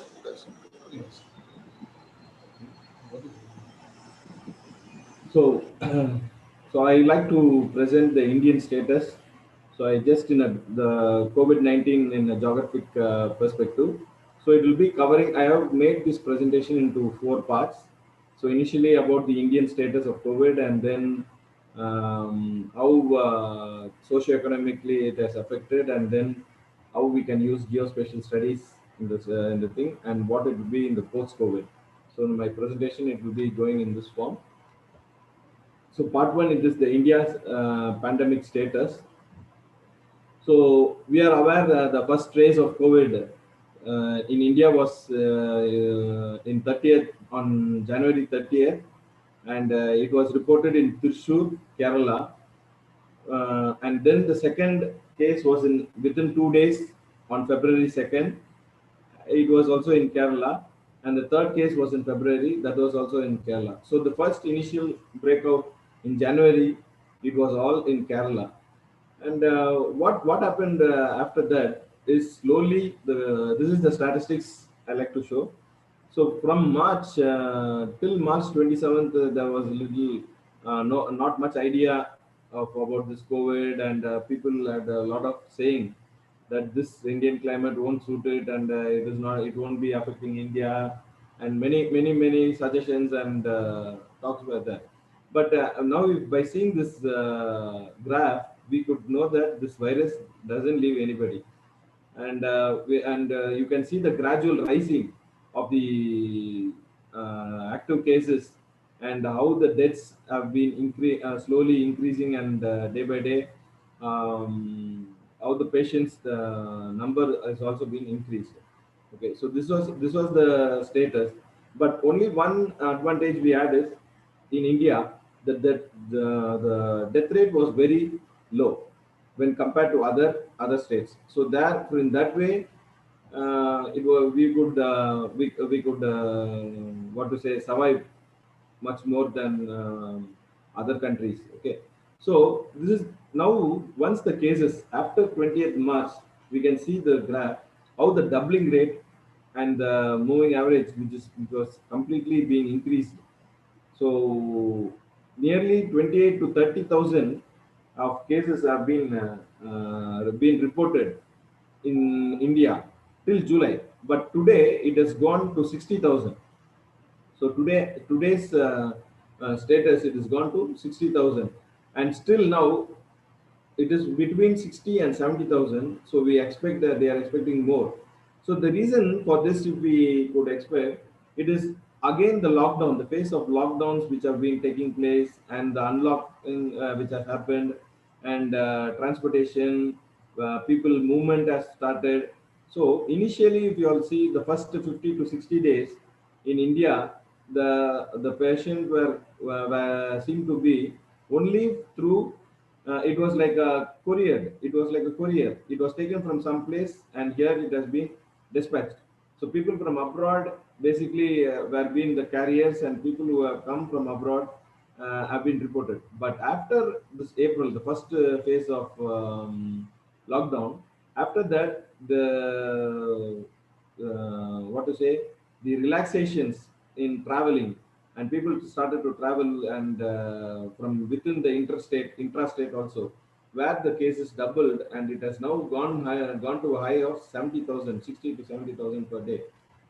And so now when you compare the global scenario, so yeah, as I told, in the first 60 days we had it was very effective, but after the 60 days, it was the cases were higher. So as in the previous presentation, Dr. Asda mentioned, the politics, the government politics which involve in releasing these unlocks, and they say the socio-economic activities are being totally, the GDP is down and all these things. So the policies have been changed, but they didn't. There was not much consideration on how to minimize the spread of the disease, which was not the health management was not proper here also, was not very effective. We cannot say it was not proper. It was not very effective to bring in the people also control them by without going them asking them to stay safe, stay home. Here it was advised to stay safe and stay home, and which was very difficult. So in the global scenario, we can now see how India is reaching in the top. Even though it's near, I think it might cross Brazil also, because the situation is, now the situation is becoming little more severe day to day. When you say 70,000 and it is going to go for another 1 month, then the scenario is going to be very emergency. And so this is a state-wise distribution. And among the states, if you see here again, Maharashtra, Tamil Nadu, Andhra Pradesh rank the top three. And actually, to say Delhi was initially in the top three. Maharashtra, Chennai, and Delhi, the three metros were mainly affected, and that was surely because of the population, the migrant population, and people from all over the country come to these main metros, and they involve in various employment activities. So we thought that was also another reason for the spread to be high in the metro cities.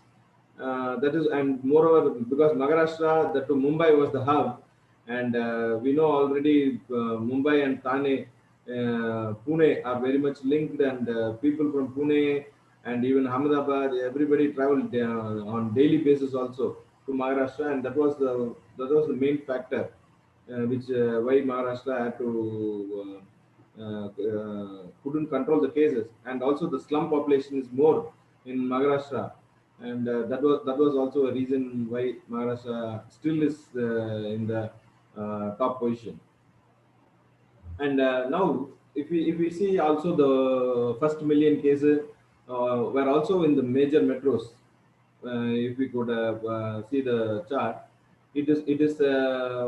But this happened nearly within after the 50-day mark. After the 50-day mark only, and in another 25 days, we could reach this 1 million cases.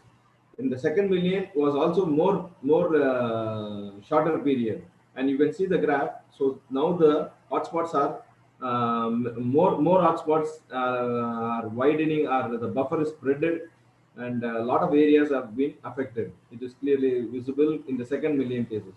So this is the general growth rate, and how it has been taking place.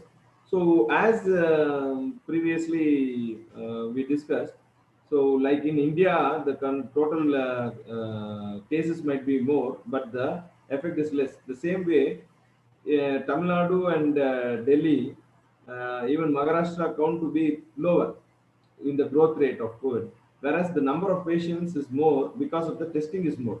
So other places, I think the testing samples differ from every state to state, and that is the difference in this growth rate also.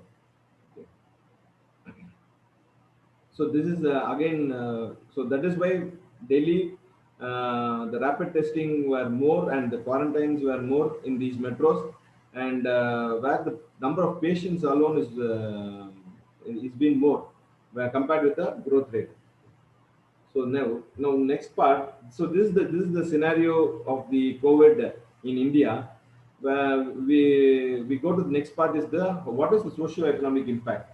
So when you first why this socio-economic impact started means first is the reason is the nationwide lockdown.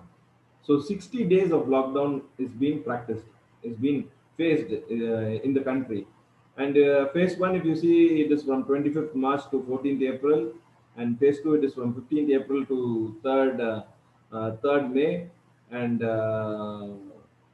the third phase is from 4th to 17th May, and the fourth phase is from 18th to 31st May.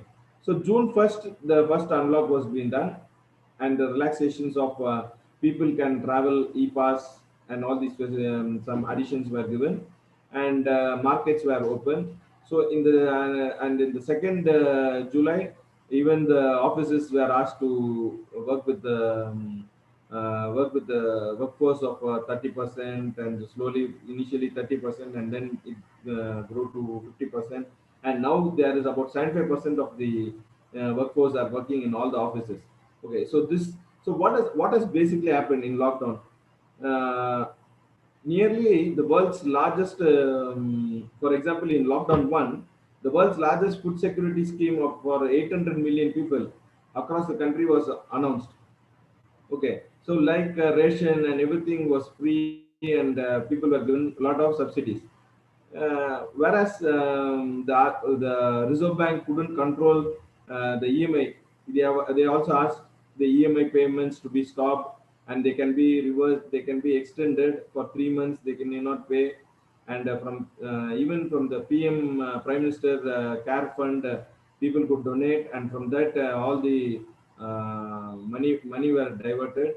Even all the member of parliaments and member of legislative assemblies, everybody's contributions were given to the PM Care Fund, and in this way, the certain things were started to gear up, and the socio-economic status of the country had to be something had to be done, and and in this means only the country, the government tried to go push on things, and so now by these lockdowns, once we crossed it, we saw that the GDP in the third quarter, it was it came to a very low, which India has never faced before, and India, that too being what to say, a developing country.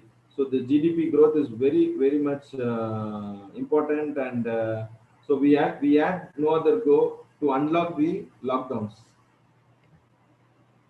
So this is the GDP in the past years that we have faced, and now how it has changed. So the 1920, just in the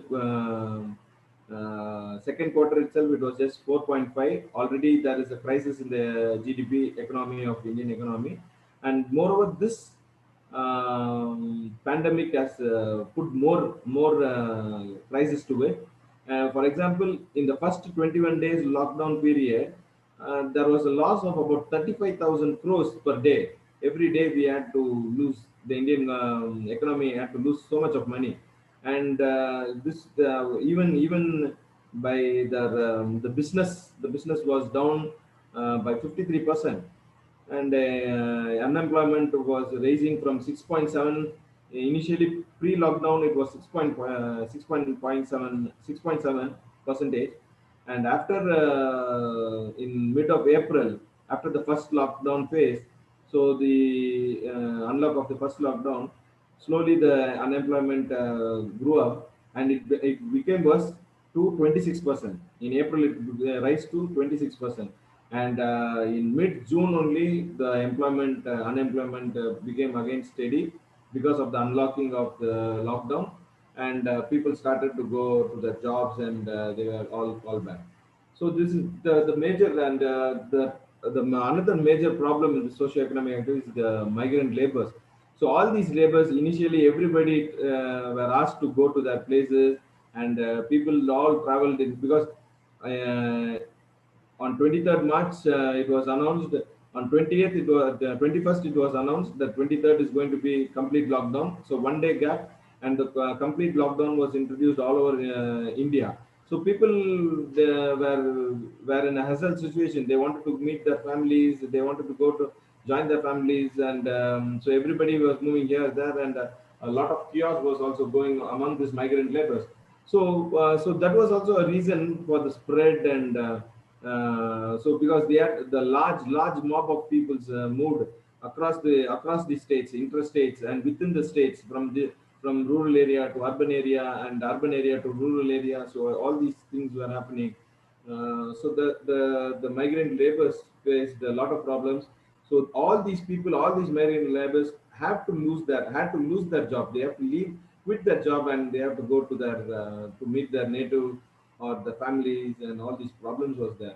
So this is the general scenario of an Indian scenario of the migrants who moved, and moreover, you can see the map. So in from Mumbai, why the Mumbai is so affected? So nearly more than 1 million people have been migrants have been transferred from here, from Mumbai and nearby areas. So yeah, this was the main reason for the spread of the disease. Also, this migrant movement of the migrant laborers was also happening. And but as a geographer, we like to analyze this. What we like to analyze, the reverse migration happened. So generally, the push and the pull. We used to say the push and pull factors are the most important for migration. People on opportunity. So based on the opportunity, the push and pull were happening, and a lot of migrations was taking place. But here we can analyze the push and pull is happening. Now they are forced to leave the place which has attracted. They have to leave the place and go to a different, go back to the native where they could be safe. So this is the new study we could find out from this pandemic. And as an economy, we can understand how the Indian total export growth rate has fallen down. And this is the first time ever since we faced such a drop in the export. And that too, till from March 24th, all the for the first lockdown period, all the exports were stopped. Even the shipping was stopped, and there was no trade. So in that manner, a lot of loss has been faced in March, and subsequently after the first lockdown only, since the US demanded they wanted the medicine from India, they opened the shipping, and we also needed the ventilators and all the other things. So the government found without shipping the medical emergency materials could not reach India. So we have to open the shipping alone, and that is the reason the shipping has been cleared, and the little bit of export is now going on. Import as well as is actively being carried out. So this is the international. So that's the next in India. The major contribution for our GDP is through agriculture. And if you see the statistics, in 6 years, the total GDP, more than 3.3% of contribution is through the agriculture sector. And now, because of this lockdown and all the agriculture activities, there was a lot of difficulties for the farmers to sell the products and take it to the market because of this the movement restriction. Everything had to be restricted, and there was a lot of, and farmers faced a lot of economic problems, like selling the goods, taking them to the market. Everything was done. Everything was very difficult. Okay. So now the two major challenges that we could face from this pandemic is the labor availability, and another one is the access to the market and transportation facilities, which were all stopped, and this is the reason where agriculture sector could not contribute anything to the GDP. So this by this chart you can know so the socio-economic lockdown and how this is being can be cleared once the post-COVID, that is after the COVID, how it can be released. So now all the places, all the trade. So from schools, from education sector, entertainment, business malls and entertainment, every gym, everything is being locked down. So we couldn't their contribution to the government cannot be done immediately. So slowly now automatically all the sectors could open up. Then once the COVID is relaxed, and once again we revert back to the normal situation. Okay, so here now all the people, so the economists have analyzed the economic recovery, how it is going to be. So these are the few economic what to say graphs which show how the economy is going to be revived. And they say V-shaped recovery or a U-shaped recovery, Z shape and W shape and L shape, like that. So when you just see this chart, if it is a V shape, means automatically the economy is going to be down and it is going to rise up, and then only it is going to steady. So here people they suggest it is a V shape. It is all the shapes which have been mentioned. People suggest one expert economist is giving an idea, but only as a geographer, and we have to always say once there is a decline, there is always going to be a rise, and that will happen. But what is going to be the time period for that to happen? Because already the economic is very down, and how it is going to be made clear by adjusting the economy, how fast we are going to revive.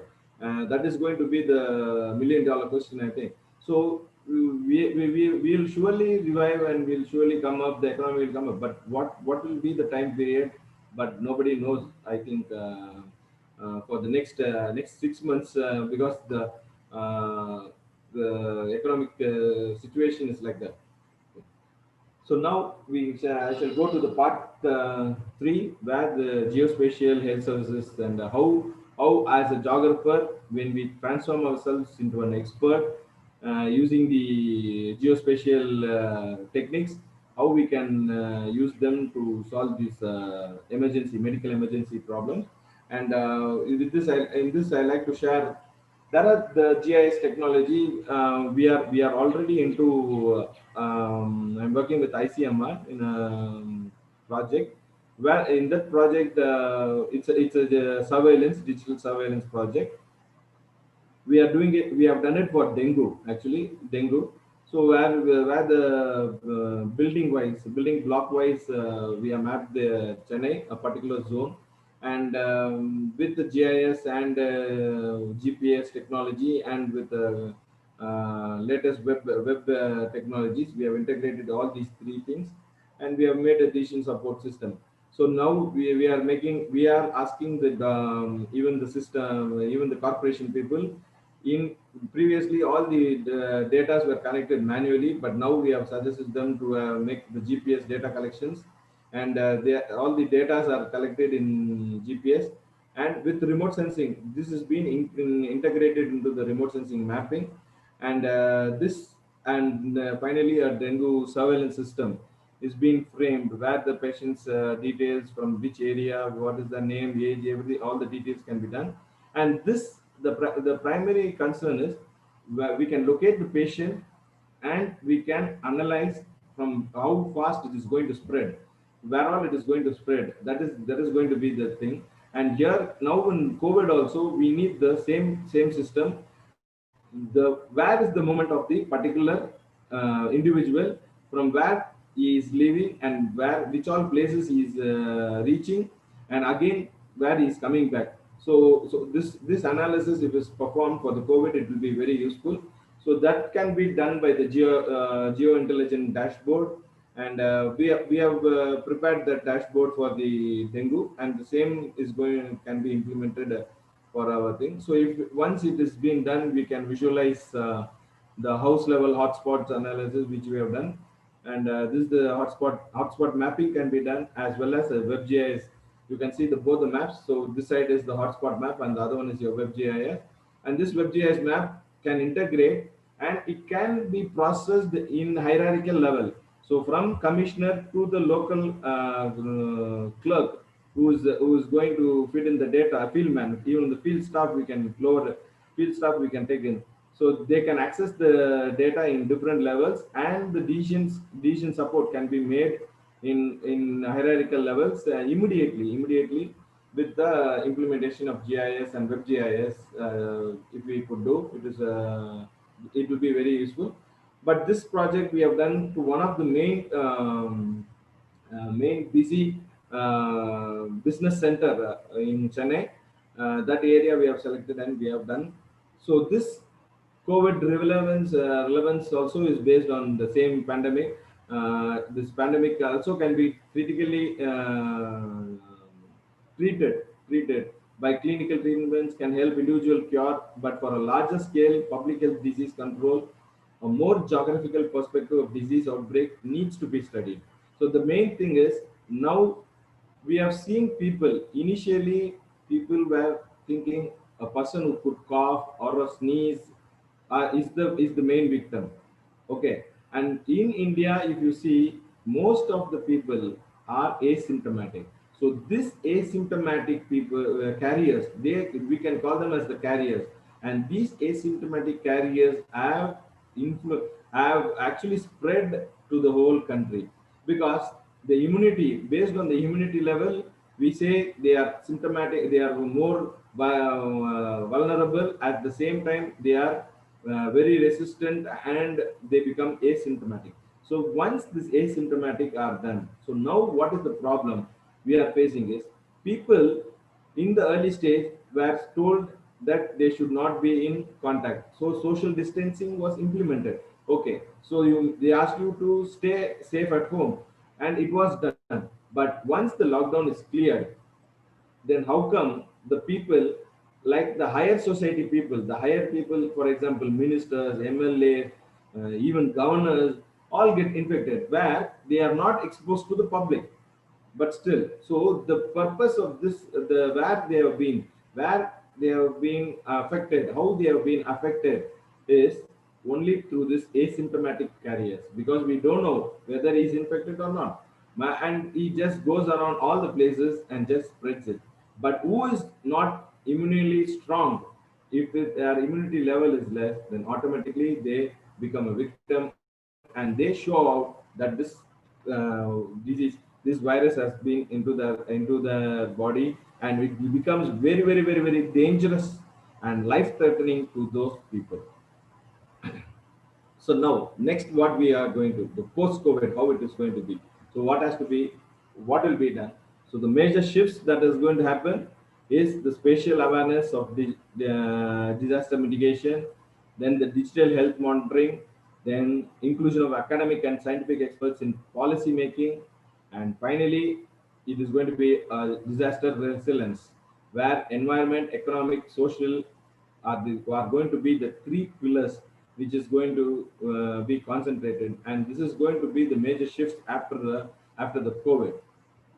So now I like to share a small story before I end the lecture. So a common man with committed obedience, value for life, with interest and 100% dedication to his job, reached office and performed his duty to his job. And once his duty to the community, he started his duty to the community to outreach and validate his identity without distancing. After his duty, next day, he started with a cough, outthrow, which valued down his immunity level to near death. He was cashless with overdraft, exceed without any more vouchers, no access to internet banking or digital money for his financial need. So this is a common man's COVID story where he has to earn, he has to do his job, he has to be there, and when he stays home, all these things are affected. So that is the reason for the socio-economic crisis, and where but we have to do some survival plan for this common man, and if we work out in that way, it would be a good measure to the common man. And this is for according as a so health aspect, we can say COVID. The word COVID is a virus name, but in itself when you see it health, once you have the cough, you have a outthrow or a value down in your immunity, then it is leading you to death.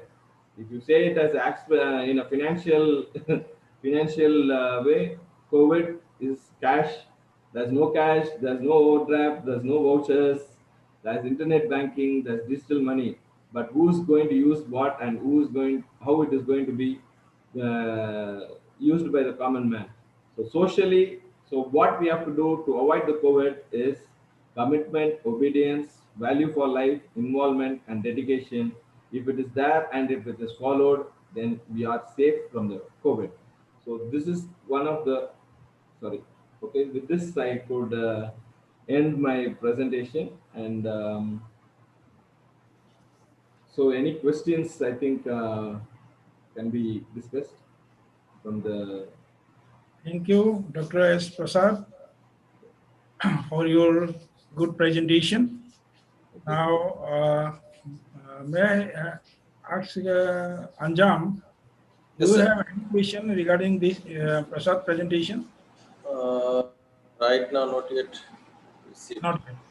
Yeah. Then thank you very much for your valuable time giving us to deliver this nice presentation regarding the socio-economic impact. And the last word, really very thought-provoking, it is the dedication for social resilience. This is very much important. And now, may I invite our principal, whether principal is here? Yeah. No. Disconnected. Principal. Disconnected. Shall I ask? Shall I make a call?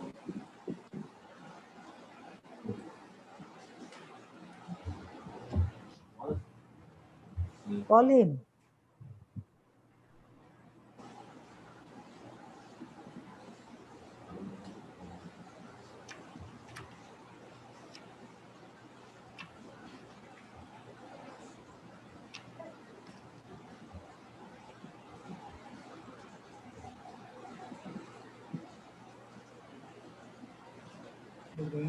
Don't go to the program here. Hello?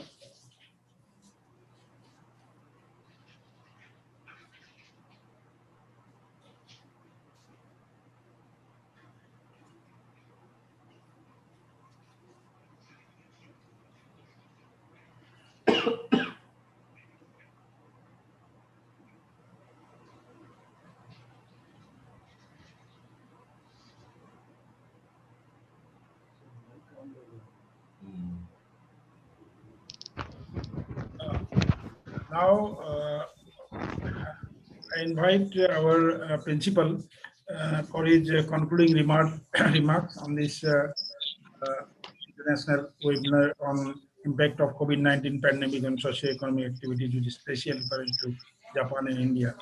Three teachers, professionally teachers, Bhagavati sir from Guwahati University, Haruhisa Asada from Japan, Nara University, and Sanjeevi Prasad from Madras University, Chennai, delivered their lecture on various facets of COVID-19 and its impact on socio-economic activities in Japan and India. Now, I request our principal to conclude this. Over to principal. Yeah. Thank you, Dr. Sharma, and our honorable resource persons, Professor Abani Kumar Bhagavati, Dr. Sanjeevi Prasad, Harusi Asada, and esteemed participants, our President Governing Body, Dr. B.K. Nath. So this is a webinar where I have, since the beginning, I have been taking part. And I have, whatever I have feel, that this is a webinar that help us to develop our understanding regarding impact of COVID-19 in they're giving a global overview, not only Japan or India. And while Professor Bhagavati, when he was delivering his keynote address, in his keynote address, he has tried to give the trajectory of the pandemics and not only COVID-19, how other pandemics that occurred, that human civilization have encountered, how they face those challenges. On that, Dr. Bhagavati gave how the geographers should look towards the pandemic and how this pandemic we can develop a atlas of pandemics, how it spread and from where it begins. And he was arguing that we need a very good understanding of pandemic so that we can develop a comprehensive strategy to address these such issues. Not only COVID-19, in future there may be many more such challenges for mankind. So I'm quite happy, and I'm sure all participants are immensely benefited by Professor Bhagavati's lecture, his keynote address. And good thing about Bhagavati is that he is an organic intellectual who has a very close relation with the society around us. So in my concluding remarks, I express my thanks to Professor Bhagavati, who have made it a meaningful webinar. Then we have a scholar, professor of University of Nara, Women University, Professor Hatsu Ashada. In his lecture, in his presentation, we have seen how states not only of Japan, Indian state was also not prepared to address such a serious onslaught. So on that, he has given good ideas on how to face those such challenges. And another good thing about us, about all the participants, and we are also having getting a overview of the Japan's experience, how Japanese people, how Japanese economy, how Japanese state is responding towards this great pandemic, because this is unprecedented happening. It's a historic time. How and another good thing about that, Japan is a country which is highly, technologically highly developed and progress. They have achieved a different level of progress. So what Japan is doing, Professor Asada has focused it, and I'm sure all of our participants, our scholars, and for all of us, it will be highly beneficial, and for policy making also, it will enormously contribute. Then Sanjeevi Prasad, who is from our one of the oldest university of the country, Madras University, is from Geography Department. And Sanjeevi Prasad's good thing is that he has, whatever he argued, it is basically on the basis of facts and on the basis of his experience also, whatever I have felt. So I'm sure that this is a webinar that help us to understand the Indian scenario, at the same time, see what is happening in Japan, and also a holistic, approach, holistic, total overview of the issue. So this is very important. Our experience in India, our experience in Japan, and the experience in states, because we have to work together to address this COVID-19 pandemics. So in my concluding remark, I express my gratitude to Sanjeev Prasad, and I'm sure that this webinar, it has been a grand success. It is already, whatever presentation they have made, this renowned scholars, it has made it a meaningful endeavor. So thank you. This is my remarks. Thank you, Dr. Burman, for giving your concluding remark. Now, I invite Dr. Dhananjay Medhi, one of the assistant professor of the Department of Geography, Goalpara College, and the assistant coordinator of this webinar, to offer a vote of thanks. Medhi.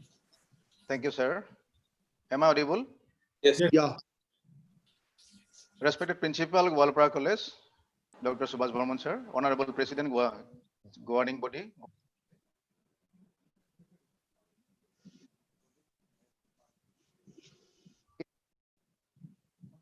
Dhananjay, Sir, sir, you are not audible. Yeah. am I not audible? Now you are audible. Anjam? Now you are audible. Yeah. It gives me immense pleasure to offer vote of thanks in this international webinar. Geography, Goalpara College. No, actually, your Agopati, sir. sir, Yes. your Yes. that headphone is not working. Your microphone is not working. Now? You can use direct. Now you should. Yeah. Now? Yeah. Okay. Okay. Yeah. There may be some network issue. Yeah. So I, on behalf of the Department of Geography, Goalpara. Thanks to the keynote speaker, respected Professor Abhinav Bhagapati, sir.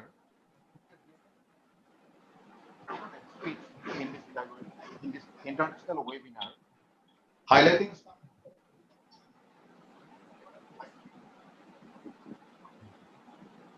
you had also briefing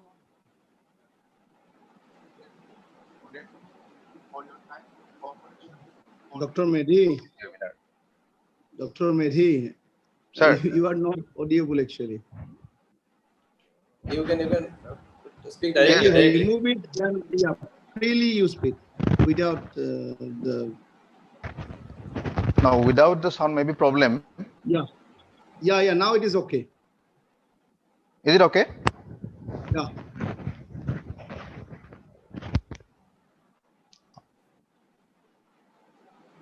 I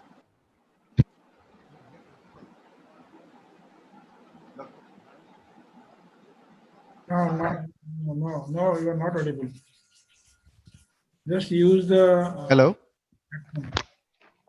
Now audible. Hello. Now you are audible, Dhananjay. Huh? Yeah, now it's okay. Yeah. Hello. Yeah. Fine. I offer my warm thanks with great respect to our beloved resource person, Dr. Hari.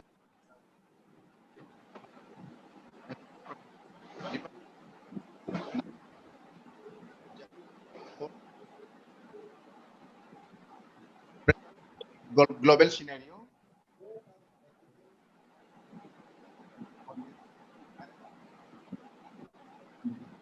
একো শুনা নাই। I have to join in defend. Hello. তুমি কাণত phone লগোৱা হৈ যাব। That device is most probably disconnecting in the meantime. No, input is there, sir. Hello. এতিয়া হৈছে। লাহে লাহে কোৱাচোন।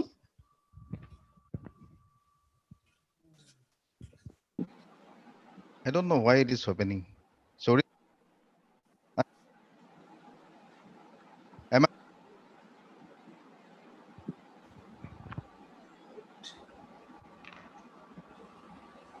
Hello, Anjam. Yeah. Now it's okay, but it's disconnecting in the meantime. If it is Bluetooth, then the connectivity problem maybe.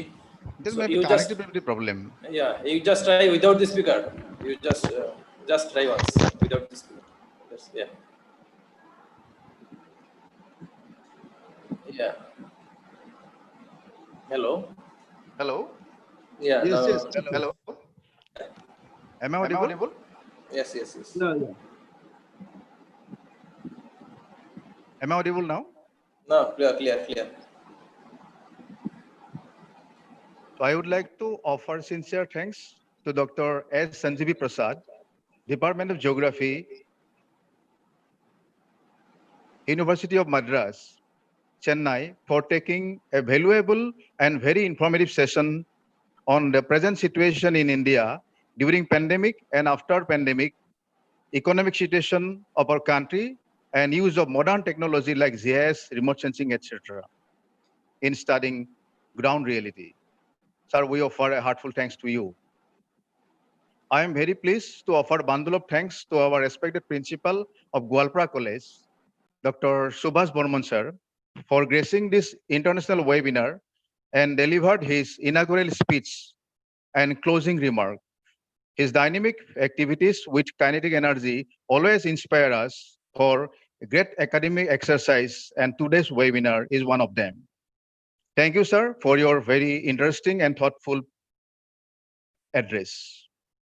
I am also very grateful to Dr. Binay Kumar Nath, Honorable President, Governing Body, Goalpara College, for his valuable speech highlighting some of the sensitive issues arising due to COVID-19, especially in rural India.